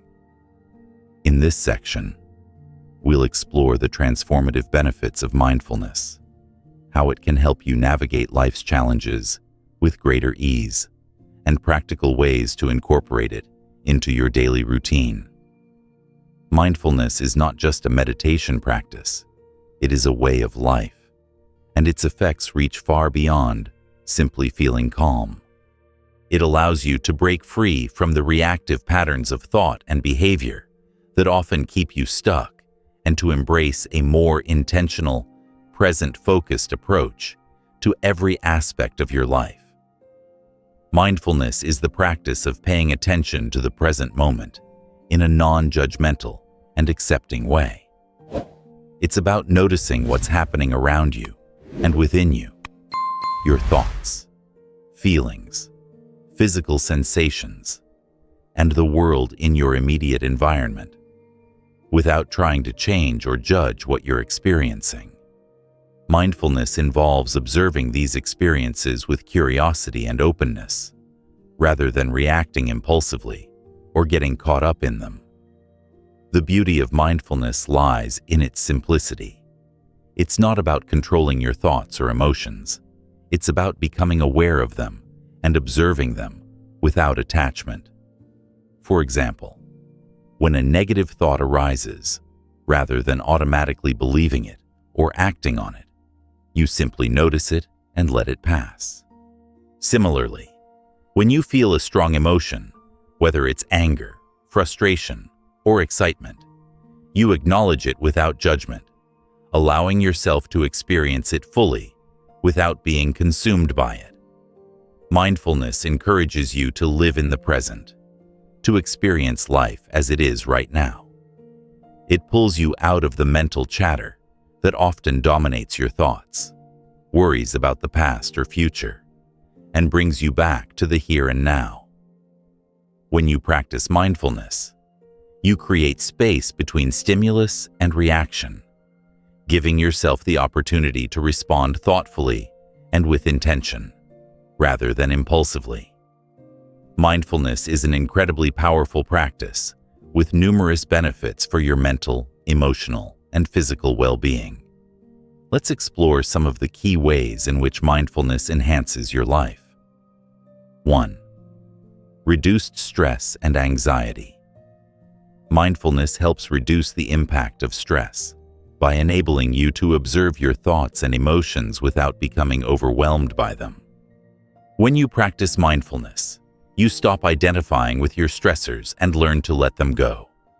Instead of reacting to stress with anxiety or worry, you cultivate a sense of calm and acceptance. 2. Improved emotional regulation. By cultivating awareness of your emotions, mindfulness allows you to respond to them more skillfully. You learn to recognize emotions as they arise, giving you the space to choose how to react rather than being swept away by them. This emotional awareness helps you maintain balance, even in challenging situations. 3. Increased self-awareness. Mindfulness encourages deep self-reflection and introspection. By regularly observing your thoughts and feelings, you gain a better understanding of your habitual reactions, patterns of thinking, and beliefs. This self-awareness empowers you to make conscious choices that align with your values and goals. 4. Better focus and concentration. Mindfulness helps train your mind to stay focused on the present moment, improving your ability to concentrate and stay engaged in your tasks. This heightened focus also enhances your ability to make decisions with clarity and intention. 5. Improved relationships. Mindfulness fosters empathy, patience, and understanding in your interactions with others. By being fully present when communicating, you deepen your connections and create more meaningful relationships. Mindfulness also allows you to respond with compassion, rather than reacting with frustration or defensiveness. 6. Enhanced well-being and happiness. Mindfulness encourages you to appreciate life as it is, without the need for constant striving or future-focused thinking. By focusing on the present moment and accepting things as they are, you develop a deeper sense of contentment and joy in your everyday experiences. Mindfulness is a practice that can be cultivated at any moment, regardless of where you are or what you're doing. There are many ways to incorporate mindfulness into your daily life, both formally through meditation and informally as you go about your day. Let's explore a few simple and effective ways to practice mindfulness. 1. Mindful breathing. One of the easiest and most accessible ways to practice mindfulness is through mindful breathing. This simple technique involves focusing your attention on your breath, observing each inhale and exhale without trying to change or control it. As you breathe, notice the sensations in your body, how the air feels as it enters and exits your nostrils, the rise and fall of your chest, and the movement of your belly. Whenever your mind starts to wander, gently bring your focus back to your breath. This practice helps calm your mind and anchor you in the present moment. You can practice mindful breathing anywhere, while sitting at your desk, walking, or even waiting in line. 2. Body scan. A body scan is a form of mindfulness meditation where you bring awareness to different parts of your body, starting from the tips of your toes and working your way up to your head. As you focus on each body part, notice any tension, discomfort, or relaxation that you feel. Simply observe these sensations without judgment, allowing your body to relax as you consciously release any tension. A body scan is a great way to ground yourself in the present moment and become more aware of physical sensations. It can be done in a quiet setting, or it can be used as a mindfulness tool throughout your day when you feel tension building. 3. Mindful listening. Mindful listening involves fully focusing on the sounds around you, whether it's a conversation with someone, the sound of nature, or the noise of traffic. As you listen, try to hear the sounds without judgment or analysis. Just observe them as they are. Notice how the sounds make you feel and how they shift over time. In conversations, mindful listening allows you to be fully present with the other person. Rather than planning your response or getting distracted, you focus on truly hearing what they are saying. This deep listening enhances communication, connection, and understanding in your relationships. 4. Mindful eating. Mindful eating is the practice of paying full attention to the experience of eating, rather than rushing through your meal or eating mindlessly. Take the time to savor each bite. Notice the textures, flavors, and smells of your food. Eat slowly and focus on the act of nourishing your body. Mindful eating helps you cultivate a deeper appreciation for food and promotes healthier eating habits. It also encourages you to tune into your body's signals of hunger and fullness, helping you make more conscious choices about what and how much you eat. 5. Mindfulness in daily activities. You don't have to set aside time for formal meditation to practice mindfulness. You can bring mindfulness into your everyday activities, whether it's washing the dishes, driving, exercising, or even cleaning. The key is to focus your attention on what you're doing in the present moment, without getting lost in thoughts about the past or future. For example, when washing dishes, notice the feel of the warm water on your hands, the sound of the plates clinking together, and the movement of your arms as you scrub. Bring your full awareness to the task at hand and let go of any distractions. While mindfulness is a powerful practice, it can sometimes be difficult to maintain, especially when life gets busy or stressful. Here are some common challenges people face when practicing mindfulness and tips for overcoming them. 1. Mind wandering. It's natural for your mind to wander during mindfulness practice. When it happens, don't get frustrated. Gently bring your focus back to your breath or the present moment, and continue with your practice. 2. Discomfort or restlessness. You might feel restless or uncomfortable when practicing mindfulness, especially during meditation. If you feel physical discomfort, try adjusting your posture. If you feel restless, acknowledge the feeling and allow it to pass, rather than resisting it. 3. Lack of time. Mindfulness can be practiced in small moments throughout the day, even if you only have a few minutes. Don't feel pressured to set aside hours for mindfulness practice. Just a few minutes of focused attention can make a difference. 4. Judgment. Mindfulness is about observing your thoughts and emotions without judgment.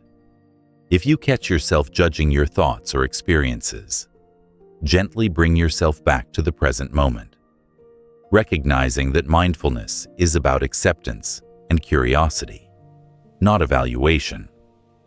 When practiced consistently, mindfulness can lead to profound long-term benefits, such as 1. Emotional regulation. Over time, mindfulness helps you become more aware of your emotional triggers, allowing you to respond with greater emotional intelligence. 2. Enhanced resilience.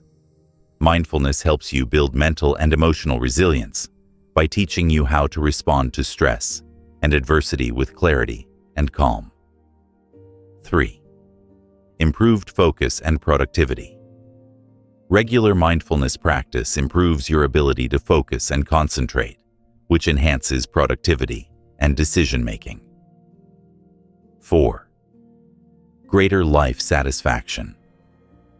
As you become more mindful, you cultivate a deeper sense of gratitude, appreciation, and joy for the present moment, leading to greater overall life satisfaction.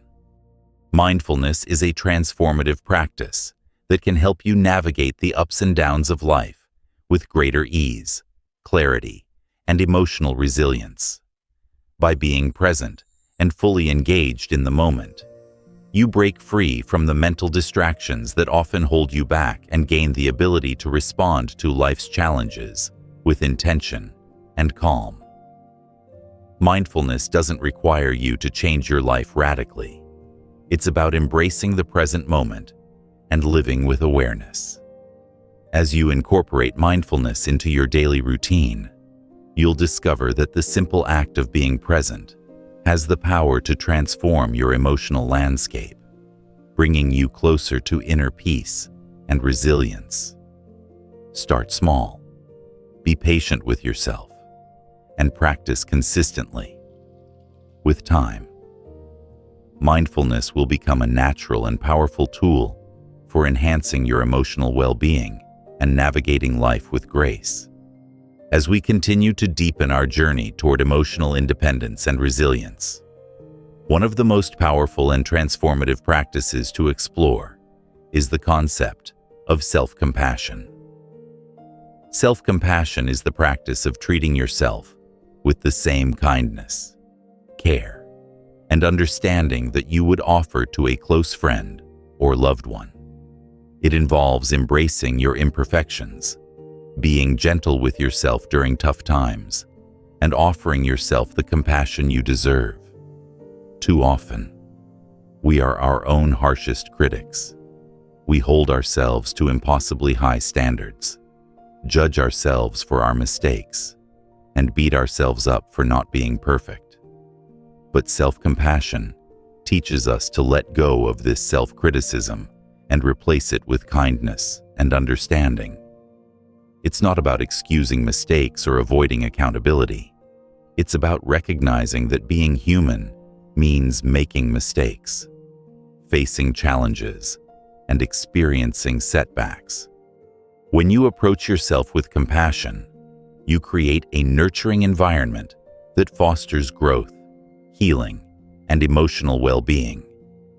In this section, we'll explore the importance of self-compassion, how it can enhance your emotional resilience, and practical ways to incorporate it into your daily life. We'll also examine the key differences between self-compassion and self-esteem, as well as the benefits of learning to treat yourself with kindness. No matter what life throws your way, self-compassion is the ability to treat yourself with kindness and understanding, especially during moments of struggle or difficulty. It involves recognizing that you are human and that everyone, yourself included, experiences pain, disappointment, and imperfection. Rather than judging yourself for your perceived shortcomings, you offer yourself the same empathy and support that you would give to a loved one in distress. Self-compassion is made up of 3 key elements. 1. Self-kindness. This is the act of being gentle with yourself when things go wrong, rather than harshly criticizing or blaming yourself. It's about treating yourself with the same kindness you would show to a close friend who is struggling. When you're feeling down or upset, self-kindness means offering yourself words of encouragement, comfort, and care instead of judgment or self-blame. 2. Common humanity. Self-compassion involves recognizing that you are not alone in your struggles.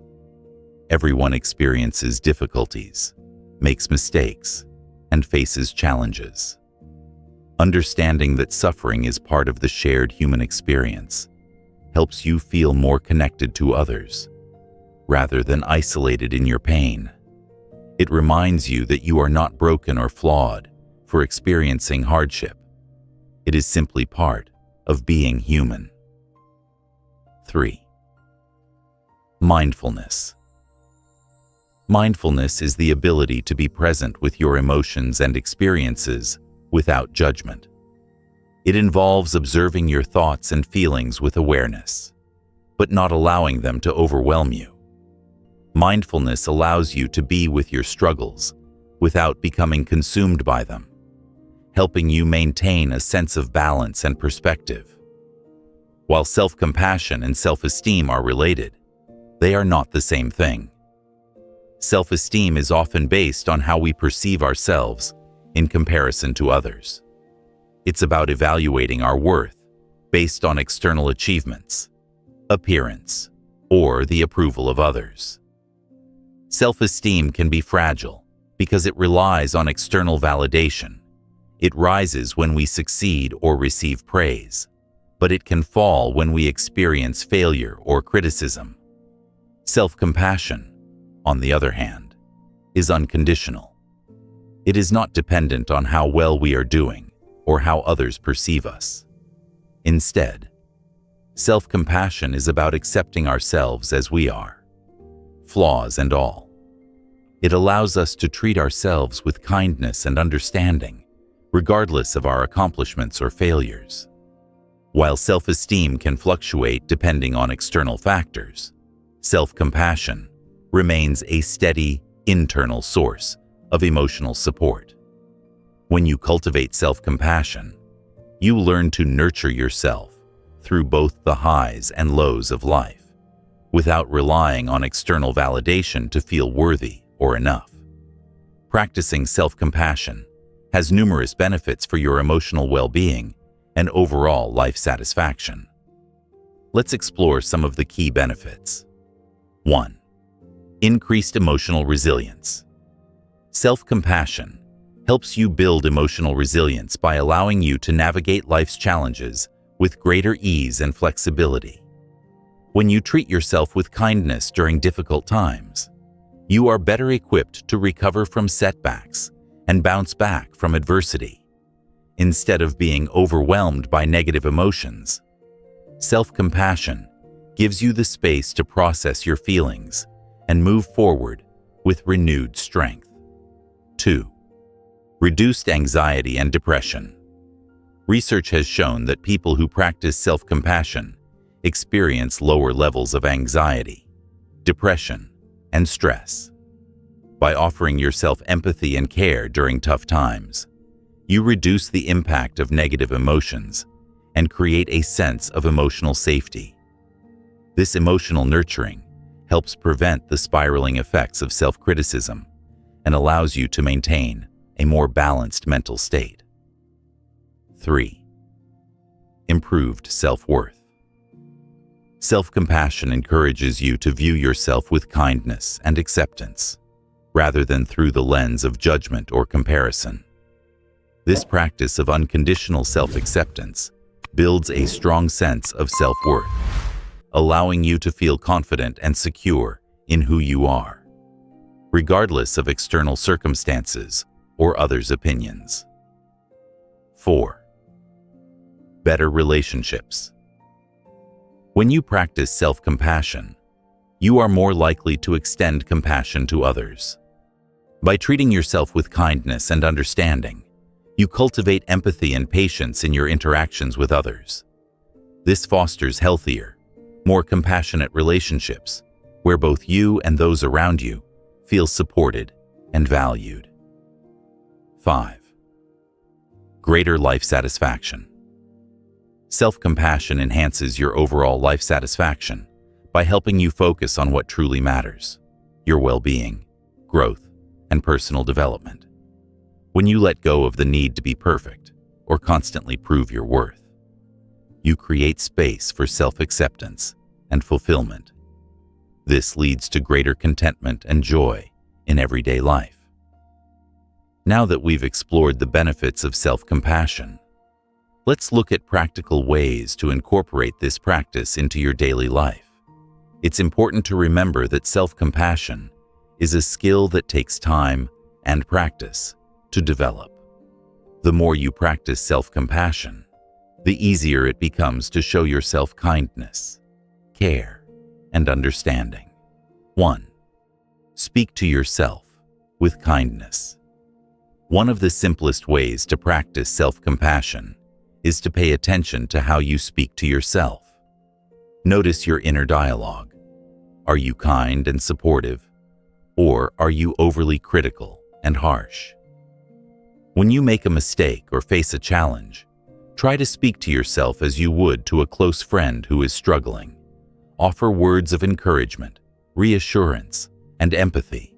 For example, instead of saying, "I'm such a failure, I'll never get it right," try saying, "I'm doing the best I can, and it's okay to make mistakes. I'll learn from this and keep moving forward." By shifting your inner dialogue to one of kindness, you nurture your emotional well-being and create a more supportive internal environment. 2. Practice self-compassionate touch. Physical touch is an important part of self-compassion. When you're feeling upset or stressed, place your hand over your heart or give yourself a gentle hug. This physical gesture reminds your body that you are safe, loved, and worthy of care. It activates the body's parasympathetic nervous system, which helps reduce stress and anxiety. Self-compassionate touch can be especially helpful when you're feeling overwhelmed. It's a quick and simple way to ground yourself and offer comfort during difficult emotions. 3. Acknowledge your suffering. One of the key elements of self-compassion is acknowledging your suffering and being present with it. When you're going through a tough time, it's easy to ignore or suppress your feelings, but self-compassion encourages you to sit with your emotions, accept them, and offer yourself comfort. Instead of pushing your feelings away or pretending everything is fine, take a moment to acknowledge what you're going through. Say to yourself, "This is hard, and it's okay to feel upset. I am here for myself, and I will take care of myself through this." This simple act of acknowledging your pain creates space for healing and emotional growth. 4. Practice self-compassionate forgiveness. Forgiving yourself is an essential aspect of self-compassion. We all make mistakes, and we all have moments where we fall short of our ideals. But holding on to guilt or regret only keeps us stuck in the past. Self-compassion encourages you to forgive yourself for your mistakes, recognizing that you are human and deserving of grace. When you make a mistake, practice self-compassionate forgiveness by reminding yourself that it's okay to be imperfect. Offer yourself the same forgiveness you would offer to a friend, and allow yourself to learn and grow from the experience. 5. Create a self-compassion ritual. Incorporating self-compassion into your daily routine can be a powerful way to nurture your emotional well-being. Consider creating a self-compassion ritual, whether it's taking a few moments in the morning to set an intention for kindness, writing in a gratitude journal, or ending your day with a mindful reflection on how you treated yourself. These small acts of self-care reinforce your commitment to self-compassion and help you stay grounded in your practice. Self-compassion is a powerful practice that allows you to treat yourself with the same kindness, care, and understanding that you offer to others. By cultivating self-compassion, you build emotional resilience, improve your mental health, and create a life that is more fulfilling and aligned with your true self. Remember, self-compassion is not about being perfect or avoiding accountability. It's about embracing your imperfections, offering yourself kindness during difficult times, and recognizing that you are worthy of love and care, no matter what. Start small, be gentle with yourself, and practice consistently. Over time, self-compassion will become an integral part of your emotional toolkit, helping you navigate life with greater ease, peace, and self-acceptance.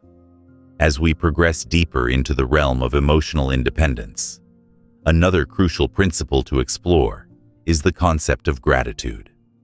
While it might seem simple, gratitude is one of the most powerful tools you can use to enhance your emotional well-being and resilience. When you practice gratitude, you shift your focus from what you lack to what you have, cultivating a mindset of abundance rather than scarcity. Gratitude is not just about saying thank you for the good things in life. It's about truly appreciating everything, big and small, that brings value, meaning, and joy to your life. Gratitude allows you to step back from the chaos of daily life and recognize the beauty and value in what you already have. It is an incredibly transformative practice, helping to reframe your perspective on life and navigate challenges with a sense of peace, purpose, and resilience. In this section, we will explore the profound power of gratitude, its many benefits, and practical ways to cultivate it in your daily life. At its core, gratitude is the practice of appreciating the positive aspects of life. When you express gratitude, you acknowledge the goodness in your life, whether it comes from other people, the environment, or even within yourself. By recognizing these moments of goodness, you shift your focus away from what is lacking or challenging in your life, and instead highlight the abundance that already exists. The practice of gratitude is deeply rooted in the idea of mindfulness. By being present and aware of the small joys, kindnesses, and positive experiences in your day-to-day life, you create space for more of these moments to flow into your life. Gratitude is not about ignoring the difficulties you face or pretending that everything is perfect. It's about recognizing that, even in the midst of adversity, there is always something to be thankful for. The benefits of practicing gratitude are both emotional and physical, affecting every aspect of your well-being. Let's explore some of the key ways in which gratitude positively impacts your life. 1. increased happiness, and life satisfaction. Research has shown that people who regularly practice gratitude report higher levels of happiness and life satisfaction. Gratitude helps you focus on the positive aspects of life, which fosters a greater sense of joy and fulfillment. By practicing gratitude, you train your brain to notice and appreciate the good, which can increase overall feelings of well-being. 2. Reduced stress and anxiety. Gratitude can reduce feelings of stress and anxiety by helping you shift your focus from what is going wrong to what is going right. It creates a sense of calm and perspective, allowing you to approach challenges with a clearer mind and more balanced emotions. When you practice gratitude, you are less likely to be consumed by worries about the future or regrets about the past. 3. Improved emotional resilience. Gratitude helps you build emotional resilience by encouraging you to find value in every experience, even the difficult ones. When you focus on what you can be grateful for, you shift your perspective and see challenges as opportunities for growth and learning. This shift in mindset allows you to bounce back more easily from setbacks and persevere through adversity with a sense of strength and hope. 4. Better relationships. Gratitude enhances relationships by fostering a sense of appreciation and connection. When you express gratitude toward others, you strengthen bonds and create a positive cycle of support and kindness. Gratitude encourages empathy, understanding, and compassion, all of which are essential for building healthy, fulfilling relationships. A simple thank you can go a long way in nurturing and maintaining positive connections. 5. Improved health. Gratitude has been linked to improved physical health in numerous studies. People who practice gratitude tend to have stronger immune systems, better sleep, and lower blood pressure. The positive effects of gratitude on health may be related to the reduction in stress and anxiety, which in turn lowers the risk of chronic illness. Practicing gratitude regularly can have a profound impact on your overall physical and mental health. Gratitude is a practice, and like any skill, it requires consistent effort and dedication. There are many ways to incorporate gratitude into your daily life, both formally through specific exercises and informally as a mindset shift. Here are a few powerful techniques you can use to cultivate gratitude. 1. Keep a gratitude journal. One of the most effective ways to practice gratitude is by keeping a gratitude journal. Each day, take a few minutes to write down 3 to 5 things you are grateful for. These can be small, simple things, like a delicious meal, a kind word from a friend, or a peaceful moment in nature. Or they can be larger, more significant things, like good health, fulfilling relationships, or professional achievements. The key is to focus on the positive aspects of your day, even if they are seemingly insignificant. Writing down what you're grateful for helps you actively engage with the practice and shifts your focus away from negativity. Over time, you'll begin to notice more moments of gratitude throughout your day, and your overall outlook on life will become more positive. 2. Express your gratitude to others. Another powerful way to practice gratitude is by expressing it to the people around you. Take the time to acknowledge the kindnesses and contributions of others, whether it's a heartfelt thank you for a favor or a note of appreciation for their support. Expressing gratitude toward others not only strengthens your relationships, but also fosters a sense of connection and goodwill. When you take the time to recognize the efforts and generosity of others, you deepen your relationships and encourage a positive cycle of appreciation and kindness. Gratitude is contagious. by expressing your thanks. You inspire others to do the same. 3. Practice mindful gratitude. Mindful gratitude involves taking a moment to consciously appreciate the present moment. It's about being fully aware of the blessings around you and savoring them with your senses. For example, when you're eating a meal, take a few moments to truly appreciate the flavors, textures, and smells of the food. When you're walking outside, notice the beauty of the natural world. Feel the warmth of the sun, hear the sounds of nature, and breathe in the fresh air. Mindful gratitude helps you stay present and grounded, allowing you to appreciate the richness of everyday life. It's about being fully engaged with the moment and finding beauty in the ordinary. 4. Reframe negative experiences. Gratitude is not about ignoring challenges or pretending that everything is perfect. Instead, it's about finding value and meaning in even the most difficult experiences. When you face adversity, try to reframe the situation by focusing on what you can be grateful for. For example, if you're facing a difficult work situation, you might be grateful for the opportunity to learn and grow through the challenge. If you're going through a tough time in a relationship, you might find gratitude in the lessons you're learning about yourself and others. Reframing negative experiences in this way helps you see them as opportunities for growth, rather than as insurmountable obstacles. This shift in mindset can transform the way you approach life's challenges, making them feel more manageable and meaningful. 5. Gratitude meditation. Gratitude meditation is a simple yet powerful way to cultivate gratitude on a deeper level. Find a quiet space, sit comfortably, and close your eyes.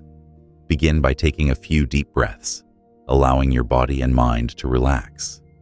Then, bring to mind the things you are grateful for. Visualize each one in detail, allowing yourself to fully experience the gratitude that arises. As you do, feel the warmth and positivity grow inside you. Gratitude meditation helps you focus on the positive aspects of your life and deepen your connection to them.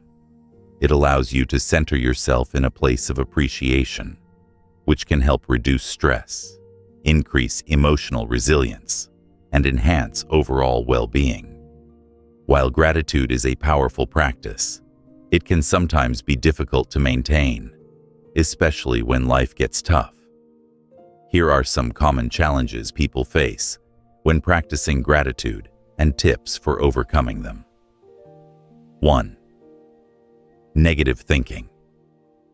If you're struggling with negative thoughts or emotions, it may feel difficult to practice gratitude. However, even in the midst of hardship, there are always things to be thankful for. Start small by focusing on simple things, like a warm cup of coffee or a moment of peace. Over time, your ability to find gratitude, even in difficult circumstances, will grow. 2. Taking things for granted. It's easy to overlook the small blessings in life when they become routine. To overcome this, make a conscious effort to notice and appreciate the ordinary moments. Be present and mindful, and savor the everyday gifts that come your way. 3. Gratitude. Fatigue. At times, practicing gratitude may feel repetitive or forced. If this happens, try switching up your gratitude practice. Try a new exercise, like writing a gratitude letter or reflecting on what you're grateful for in your relationships. Keep the practice fresh and engaging to maintain its impact. When practiced consistently, gratitude has profound long-term effects on your life. It helps you build emotional resilience, reduce stress, and improve your overall outlook on life. Gratitude strengthens your relationships, enhances your physical health, and fosters a deep sense of inner peace. Most importantly, Gratitude encourages you to live in alignment with the present moment, appreciating the richness of life as it unfolds. Gratitude is a powerful tool that can transform your emotional landscape, helping you navigate life's challenges with grace, resilience, and joy. By incorporating gratitude into your daily life, you create a foundation of positive thinking that supports your personal growth and well-being. Gratitude is more than just a practice. It is a way of life.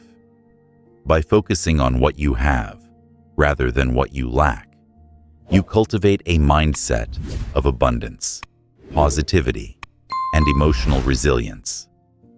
Gratitude shifts your perspective, allowing you to appreciate the richness of your life and find value in even the most challenging experiences. Start small, be consistent, and let gratitude become a natural part of your daily routine.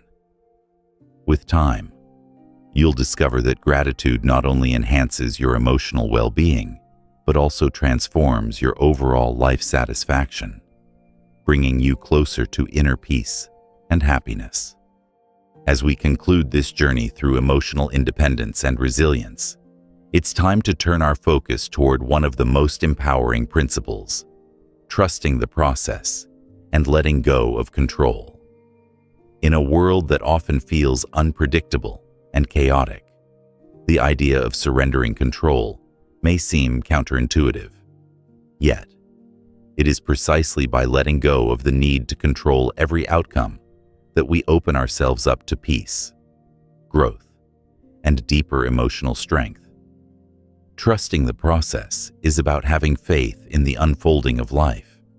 Even when things don't go according to plan, it's about understanding that, although we can't control everything, we can control our responses, our actions, and our mindset.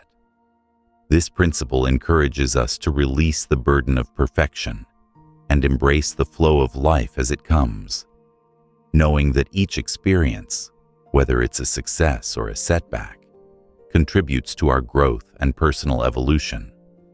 In this section, we will explore the importance of trusting the process, the freedom that comes from releasing control, and practical ways to implement this mindset in your daily life. By learning to trust the process, you not only cultivate peace and acceptance, but also enhance your resilience and ability to navigate life with confidence and grace. At its core, trusting the process is about having faith that life is unfolding as it should, even if the path isn't always clear or linear. It's about letting go of the need to micromanage every detail, to have all the answers, or to force outcomes. Instead, it's about surrendering to the idea that things will work out in their own time, as long as you continue to show up, do your best, and maintain a positive mindset. Trusting the process doesn't mean being passive or giving up on your goals. It means accepting that some things are beyond your control and that you can't always predict how life will unfold. It's about taking action in alignment with your values and intentions while allowing space for the unknown. When you trust the process, you release the pressure of needing to control every outcome, and in doing so, you create room for growth, innovation, and peace. One of the most liberating aspects of trusting the process is the freedom that comes from letting go of control. When we hold on too tightly to our expectations or desires, we often create unnecessary stress and resistance in our lives. This desire to control everything can manifest as anxiety, frustration, and a fear of failure. We become fixated on specific outcomes, convinced that they are the only path to happiness or success. However, the truth is that life is unpredictable, and trying to control every aspect of it often leads to disappointment. When things don't go according to plan, we can feel disillusioned and defeated. Trusting the process allows us to release this control, which in turn relieves us of the burden of perfection. It reminds us that life isn't a straight line. There will be twists, turns, and detours along the way, and that's okay. By letting go of the need to control every outcome, we free ourselves to fully experience life without the constant pressure to be in charge of everything. This freedom allows us to embrace the present moment, letting go of the worry and stress that comes with trying to predict the future. When we trust the process, we can approach life with greater ease, openness, and flexibility. Trusting the process offers numerous benefits that enhance your emotional well-being and resilience. Let's explore some of the key ways in which releasing control can positively impact your life. 1. Reduced stress and anxiety. One of the immediate benefits of letting go of control is a significant reduction in stress and anxiety. When you stop worrying about controlling every detail, you create space for relaxation and peace of mind, trusting that life will unfold as it's meant to frees you from the constant pressure of trying to force outcomes. 2. Increased emotional resilience. Trusting the process helps you build emotional resilience by teaching you how to cope with uncertainty and setbacks. Life is full of surprises, both good and bad, and learning to trust that these experiences contribute to your growth helps you approach challenges with a sense of calm and acceptance. Instead of feeling defeated when things don't go as planned, you view obstacles as opportunities for learning and development. 3. Improved decision-making. When you trust the process, you are less likely to make decisions out of fear, desperation, or the need to control the future. Instead, you make decisions from a place of clarity, calmness, and confidence. Trusting the process allows you to act in alignment with your values and goals, rather than reacting impulsively to every situation. 4. Greater flow and creativity. Letting go of control creates space for creativity and innovation. When you are not overly focused on outcomes, you can be more present and open to new ideas. Trusting the process encourages you to flow with life, which often leads to new opportunities, ideas, and breakthroughs that you may have missed if you were solely focused on controlling every step. 5. Enhanced life satisfaction. Ultimately, trusting the process leads to greater life satisfaction. By releasing the need for perfection and control, you allow yourself to enjoy the journey of life rather than always striving for a specific destination. You learn to appreciate the present moment and see the value in every experience, regardless of the outcome. Trusting the process allows you to find peace in the uncertainty, and this peace brings a deep sense of contentment. Learning to trust the process can be challenging, especially if you are used to trying to control every aspect of your life. However, with practice and dedication, this mindset can become a natural part of your approach to life. Here are some practical ways to cultivate trust in the process.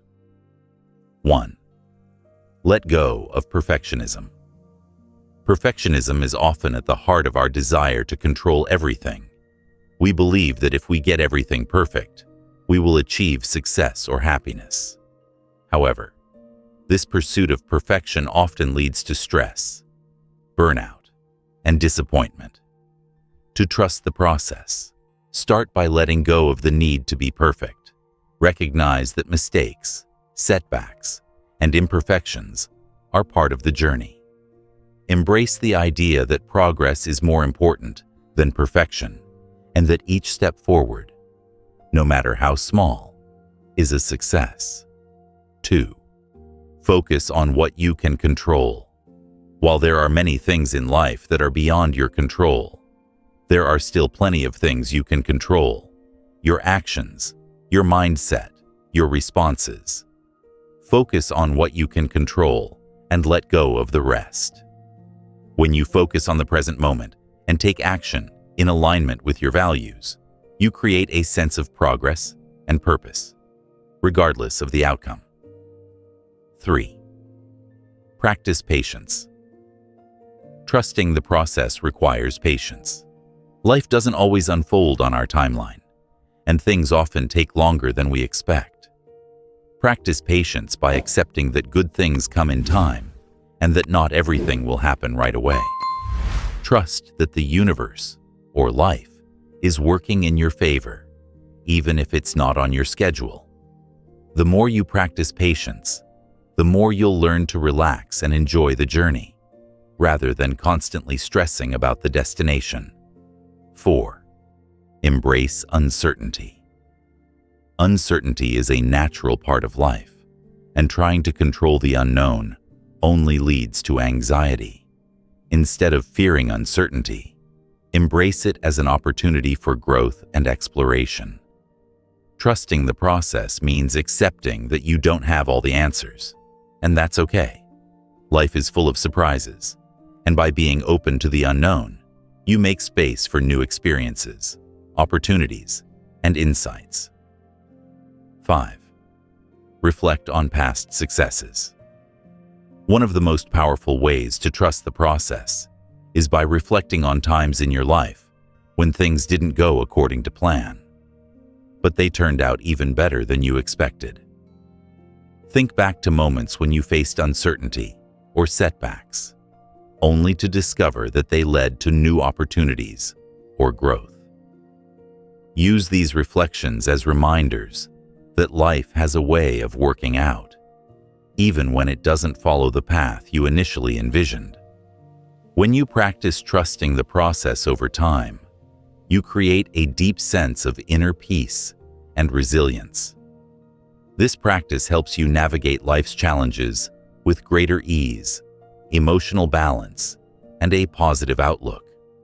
By letting go of the need for control and embracing the flow of life, you develop the confidence to face any obstacle with grace and determination. Trusting the process allows you to see the value in every experience, knowing that each one contributes to your personal growth and evolution. It fosters a sense of trust in yourself and the journey, helping you remain grounded and focused, no matter what life throws your way. Trusting the process and letting go of control is one of the most empowering practices you can cultivate. It frees you from the pressure of perfection and allows you to embrace the uncertainty of life with peace, confidence, and resilience. By focusing on what you can control, practicing patience, and embracing the unknown, you create space for growth, creativity, and joy. Life is full of twists and turns, and trusting the process helps you navigate these changes with ease and grace. Let go of the need to control every outcome and trust that the journey will unfold exactly as it's meant to. When you do, you'll find that life becomes richer, more fulfilling, and more meaningful.